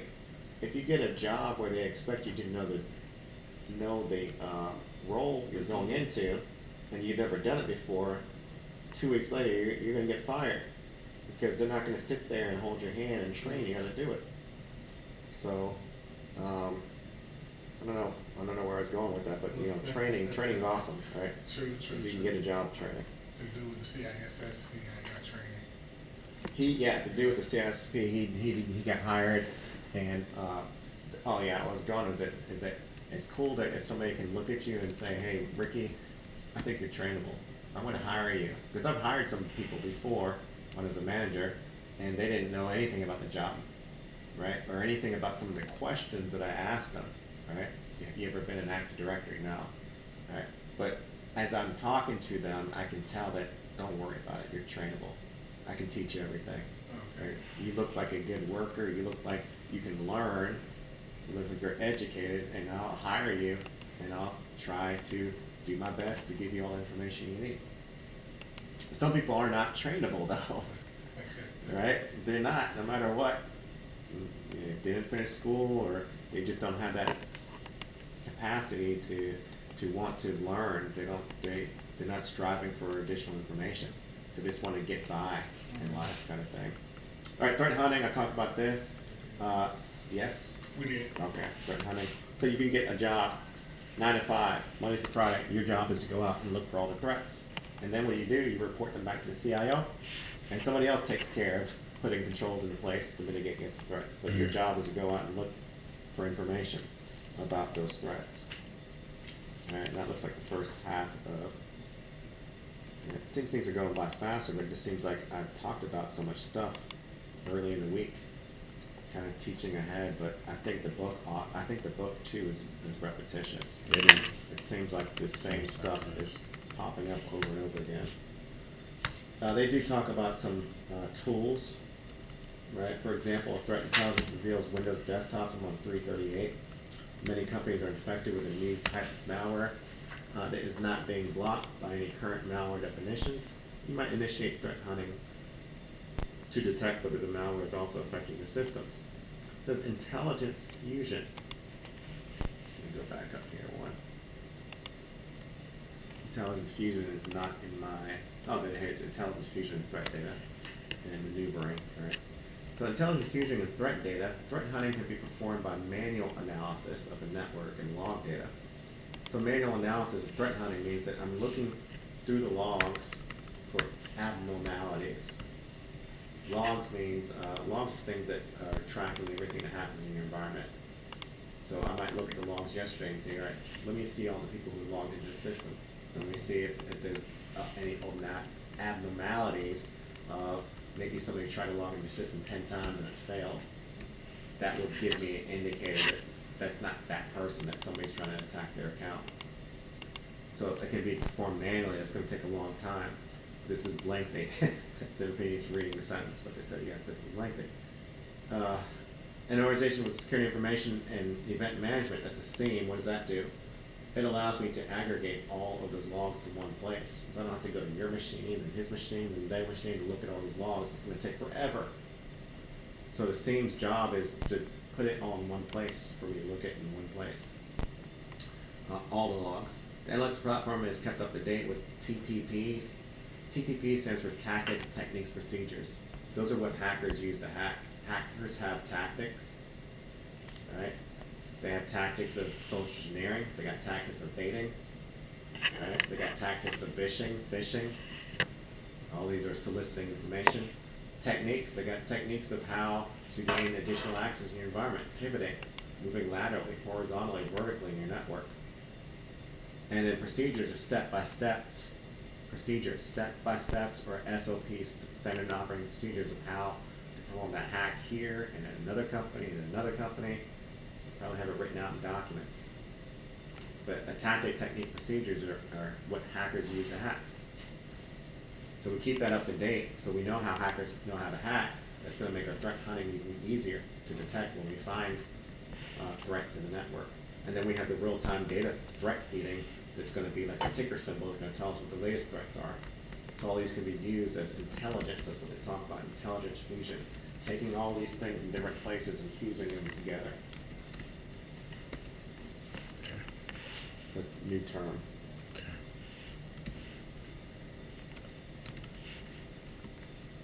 Intelligence fusion. I like to use the word correlate because they use it on tests all the time. Correlate info from multiple sources to provide information, info.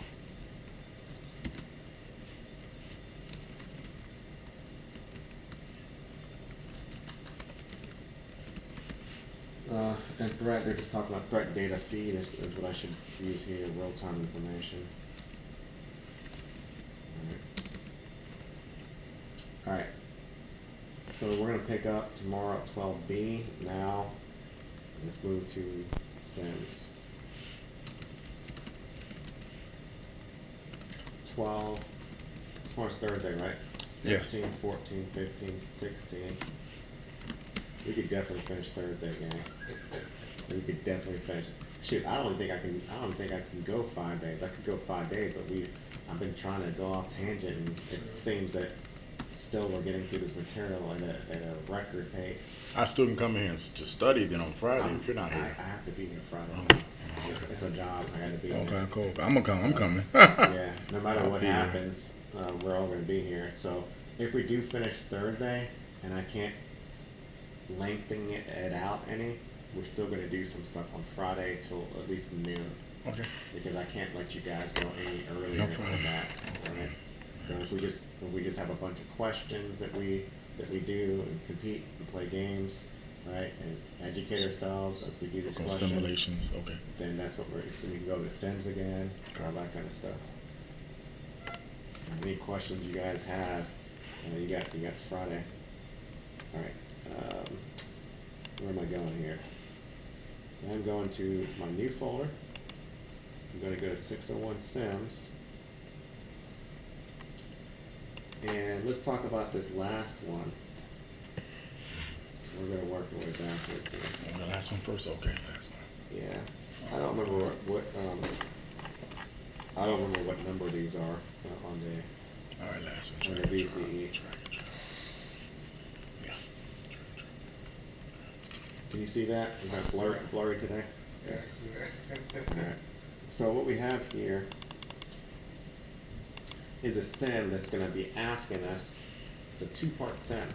The first part is to look at this information and classify it, whether it's PII, PHI, intellectual property as thoughts and ideas, corporate confidential, or is this public data? So we're going to do this first one first. So go through each of these and we're going to classify. I know the answer's there, but we got to think about this through logically, right? Bound copies of internal audit reports from a private company.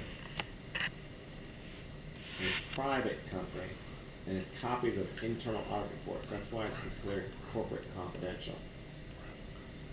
Copies of financial audit reports from an exchange traded.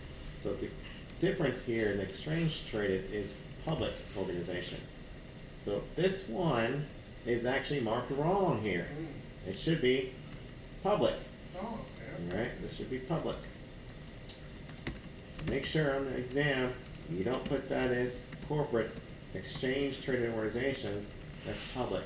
I was wondering, I was like, I don't never seen them leave one completely blank. So that It was, can happen on Security Plus, so we have some answers you can see here. Some of them are blank, right? But yeah, one completely blank. With nothing That's in very rare. That's super rare.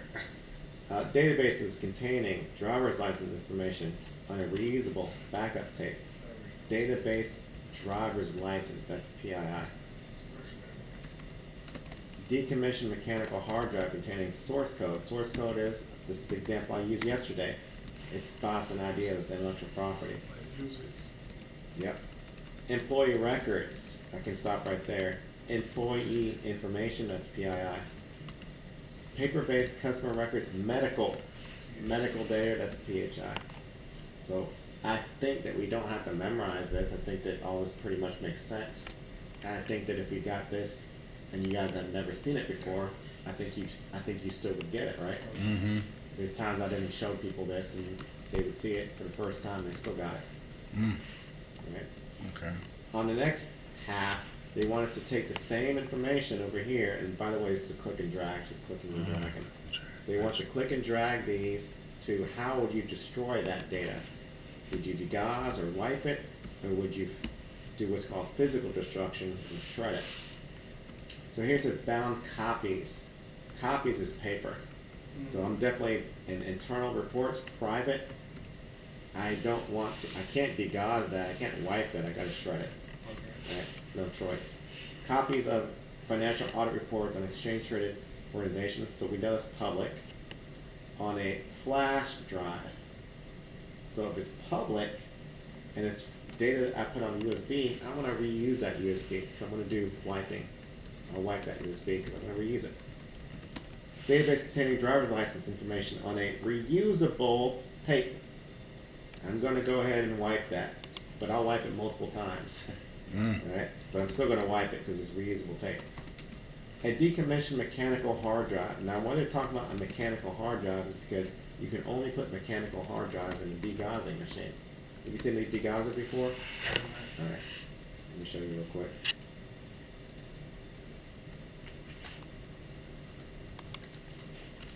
This is the degaussing machine. You basically just put the hard drive in there and you close it. What happens is it demagnetizes the hard drive, Yep. crushes it. Watch a YouTube video later. It's pretty you know. awesome. Alright. Employee records on an SSD. Now SSDs you can't crush because there's no it's not mechanical. So a solid state drive, there's no moving parts in it. So the only option you have here is to shred it. Yeah, this is wrong too. This one needs to be moved down here.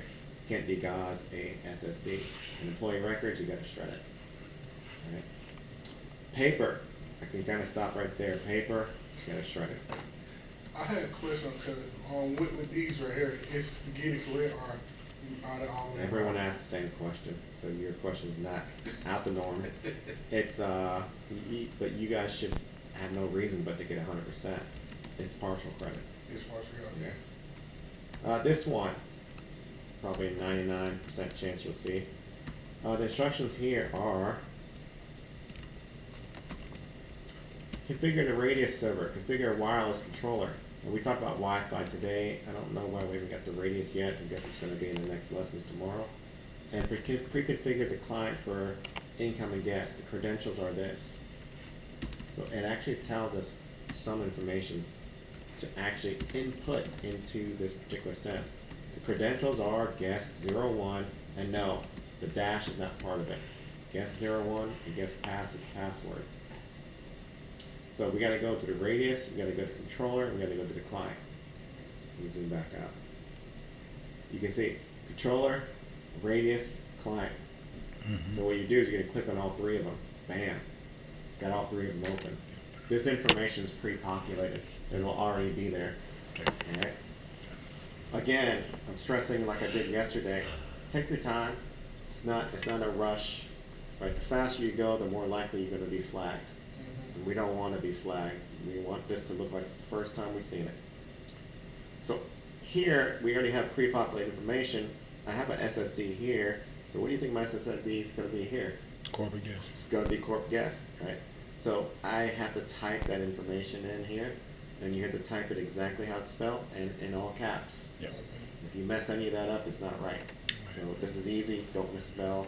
Make sure it's in caps. Username, password. Well, shoot, that was just right up here. Remember, this is all lowercase, guest 01, and this is all lowercase, guest pass. Bam, bam. That's all the information they gave us. So 3 of the boxes are done. Yep. We talked about this today. What is this equivalent to? We talked about it briefly today. I know, my bad. I remember we're sitting as you guys, a lot of information. Pre-shared key, the password. Just like the password, yeah. So Same here, what we're gonna do is we're gonna make up our own password. Oh, Yeah, you make up your own password. As long as it's uppercase, lowercase, character, number, and 8 characters long, that's a good, strong password. okay. Whatever you type in here as your password, you gotta type it over here, because the passwords have to match for them to authenticate. So make your own password up. Are we clear? Are we clear on that? Yeah, it's gotta be exactly the same own password. Yep. It's not gonna be that Your default. own password. Now Right. the answer shows a password. Do not use what the answer is as a password. Cause they're gonna flag It's it. just I just made it up. Okay. Right. That will definitely flag you. Right. Alright? Make your own password up. I just tell people use what your password is you have at home or a secure password, uppercase, lowercase, character number, at least 8 characters long. Authentication type. Here, unfortunately, I unable to capture. It's a drop down. There's lots of different types of authentications. So we're going to select an authentication type called WPA2. We talked about that today, right? Yeah. We don't want to use WEP, it's weak. We don't want to use WPA, it's weak. WPA2 is the only secure one. WPA3 is not on this sim. I know it was shown in our lecture today, but this sim was created before WPA3. So we're going to select a WPA2 from the drop down. Alright. Alright. Again, I don't have a picture of that.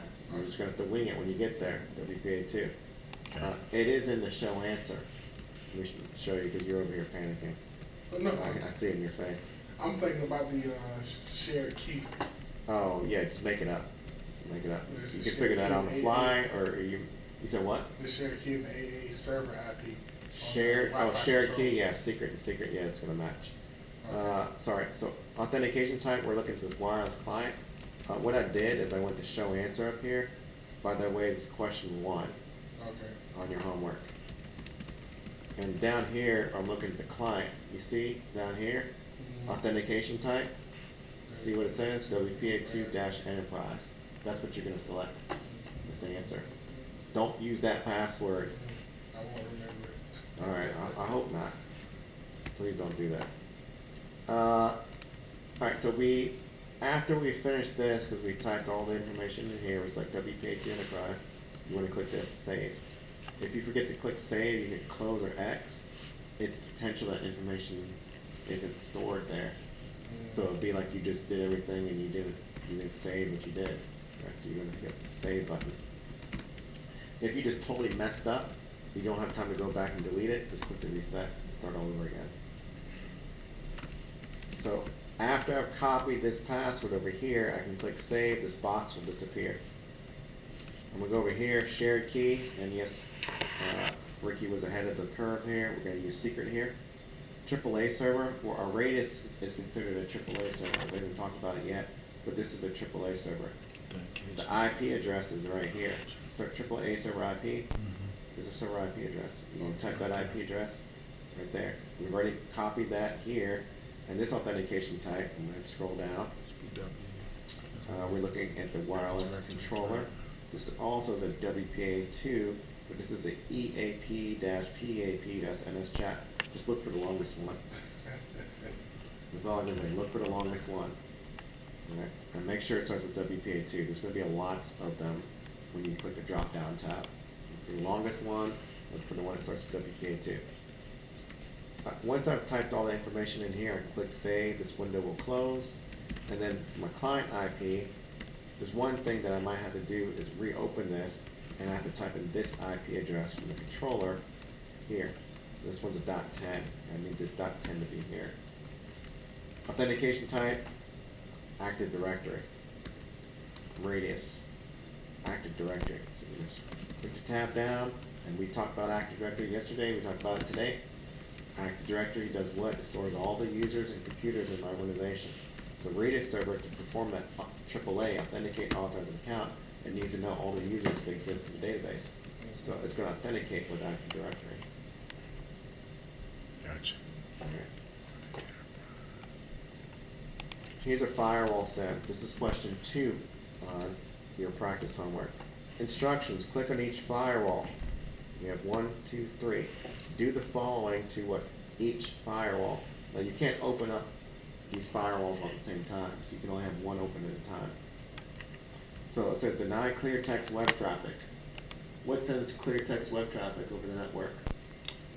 It's gonna be telling that. It's gonna No, be, I have it right there. Oh, The answer's on sorry. the board. Web. What sends clear text web traffic? a web traffic. HTTP. Yeah, you get an answer. No. Okay. HTTP, right? So if we're using HTTP, we have to deny it. That's what it's saying. Deny HTTP. Ensure secure management protocols are being used. What allows me to manage traffic? SSH. Which one's secure? SSH. All right. So if Telnet's being used, what should we do? We're not gonna leave, but We're gonna deny. Yep. Or change it. Change it to Yes, you're SSH. right. What we're gonna do is we're gonna change it to SSH. Correct. And we're gonna do that in firewall 1, 2, and 3. So we know what to do with denying HTTP. And here it says ensure these secure protocols are being used. We're going to make sure SSH is being used on 1 and 2 and 3. And then the last one says resolve issues at the DR site. Here's a DR router. There's a problem with this router, and we have to fix it. Now I'm going to go to show answer because it's just easier, and I have some pictures. When you click on the firewall, it's pre-configured. You all hear me? So you click on the firewall, it's already pre-configured. Our job is to fix what a previous technician messed up. Okay. And the first thing it wants us to fix is denying clear text web traffic. What's right here? Does this look good? That's denied. It looks good, right? We don't change anything. If this says to permit, what should we change this to? Deny. Alright, so we're gonna do that on firewall 1, 2, and 3. All of them look the same, and some of them show permit. Some of them show deny. Right? As you can see in this picture, alright, kind of erased around it, it. and I put deny there, because it actually showed permit. In retrospect, I should have left it permit so you guys can see, but it's fine. I changed it so you can see, so you make sure that's denied. Okay. Alright, the next one is make sure secure management protocols are being used. Again, in retrospect, I should have left that as Telnet, but I did change it to SSH. Right?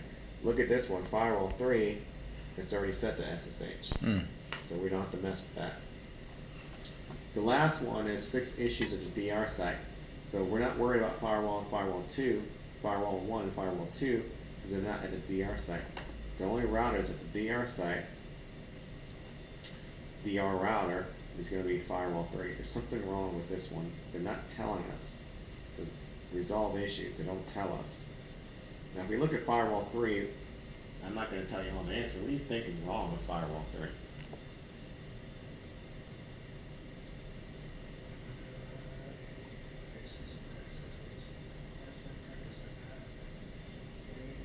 And I understand it's probably not clear. It could be. It will be when I tell you, but Let me look at the topology 1 second. yeah, here's the topology. I'll show it to you. I know what you're looking for. Here you go. Here's the topology, firewall 3. Is the IP address incorrect? The IP address is incorrect. Yeah, because we can see, based on topology, that firewall 3 should have IPs in the 192 network, right? But what do we see here? Any. No, we're not changing to any. You were on the right track. I thought you had it. And I already. see the 1, 2, 1, 9, 2, 6, 1, 6, 6, 0, 1, 2, 4. I'm sorry. They're all the same. Back to that question. Yeah, what do we need to change? That's the question. Bring it through. Oh, it's HTTPS. No. You're on the right track, man. How you stop now? Henry, where you at, buddy? I'm getting there. Look at this. Look at this IP address. It's coming from a 192 network. Why is there a 10 network here? So this needs to be changed to 192, Okay. right? To match all the other IP schemes that's in firewall 3. So if we look at the topology up here is telling us that firewall 3 should already be receiving traffic from the 192 network. Look at these two firewalls. These should be receiving traffic from the 10 network. So if you look at firewall 2 or 3, and I only have a picture of firewall 2, look, see firewall 2 is everything's 10 network. Firewall 1 will be everything 10 network. Please listen to me carefully. I'm only going to say it one time. Do not change anything other than what we just discussed. You're going to look at the deny clear text web traffic. That means I'm only going to each of these devices and I'm looking for HTTP to be denied. I'm not changing anything else. So you can either score very high on this or you can score very low because you go in here and start messing up stuff. And then it's going to be like the whole thing's going to be wrong. Do not change anything other than ensuring secure management protocols are being used. That means I'm just going to each firewall and I'm going to make sure SSH management, SSH, firewall 1, which I don't have a picture of, SSH. Don't change anything else. And in firewall 3, we are going to be changing the IP address here, but nothing else. Clear? Yes, sir. I'm going to practice that 1 second. Yeah, you gotta practice. Just gotta practice. Don't be like me. And what I did to my professor is he went over it every single day, right? I got bored. I'm like, dude, I've seen this. I know what to do, right? I never went home and practiced. I get an exam. I didn't have a panic attack, but I had test anxiety. It's like literally it was like the second test I've ever taken, IT certification, and I just drew blank. Everything went blank. And I was like, man, what I was telling myself is I should have looked at this right before I walked in. execute an exam. I was worried about the questions and the answers. I should have looked at the sims, because that was the first question you get. First question you get on the exam is 5. You could have up to 5 sims, back to back to back to back. Wow. Yeah. You could have 3. You could have 2. Right? You could have 2. You could have 5. With my luck, it's gonna be 5. Well, I'm showing you all of them that you could potentially have. Again, we went over this one yesterday. Zoom in here. An attacker sends multiple sync packets from multiple sources. What type of attack is that?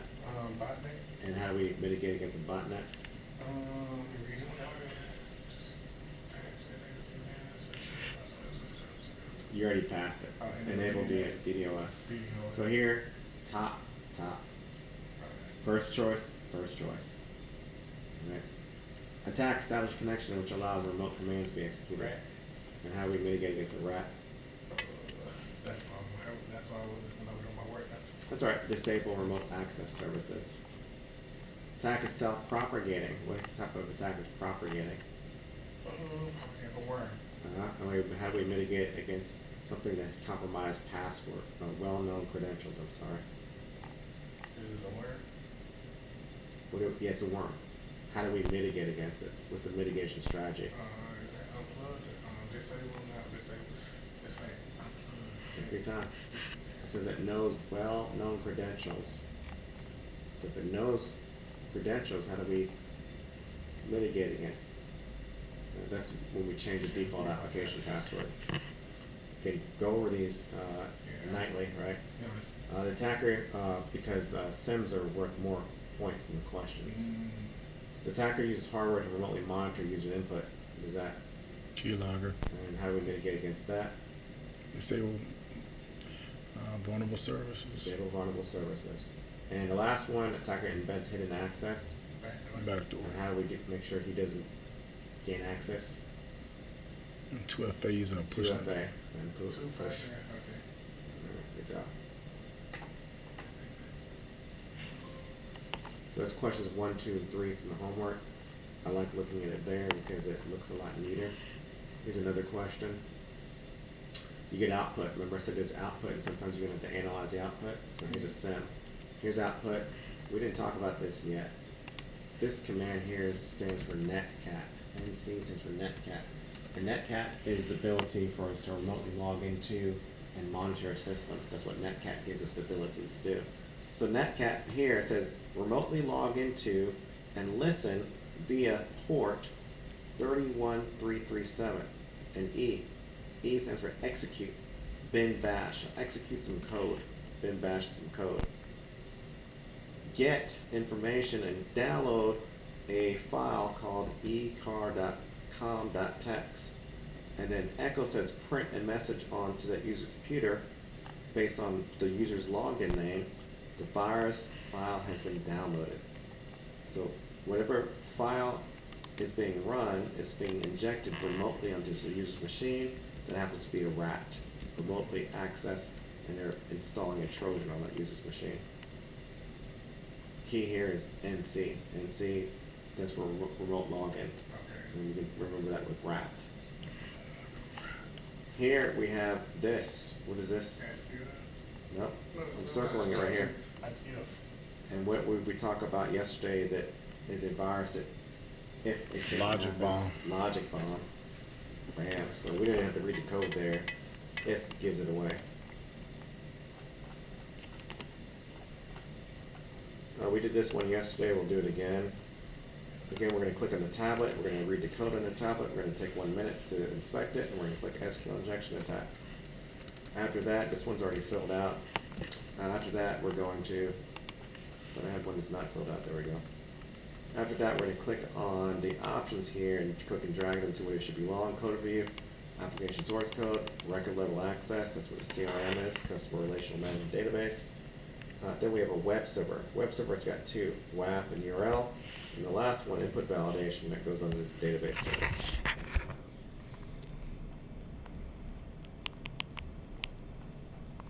Another firewall you could potentially have. Again, it's just basically saying here, an administrator has installed a new firewall. Your instructions are to configure the firewall. We've talked so much about ACLs, and here we are figuring them. This one's easy though. The answer's in the question.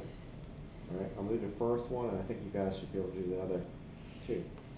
Here it says the accounting workstation can access the web server. Access, is that permit or deny? Permit. Permit. Accounting workstation is the source, web server is the destination. Here's the accounting workstation, 10, 10, 9, 12. The destination is the web server, 10, 5. So I'm gonna go down to the firewall, I'm selecting the source, 9, 12. The destination, 10, 5, that's what the question said, right? Mm-hmm. And it says it can only be accessed via HTTPS. What port is that? Ricky, what port is that? It's on the board. 443, right? 443, yes, sir. So this is when we select the port.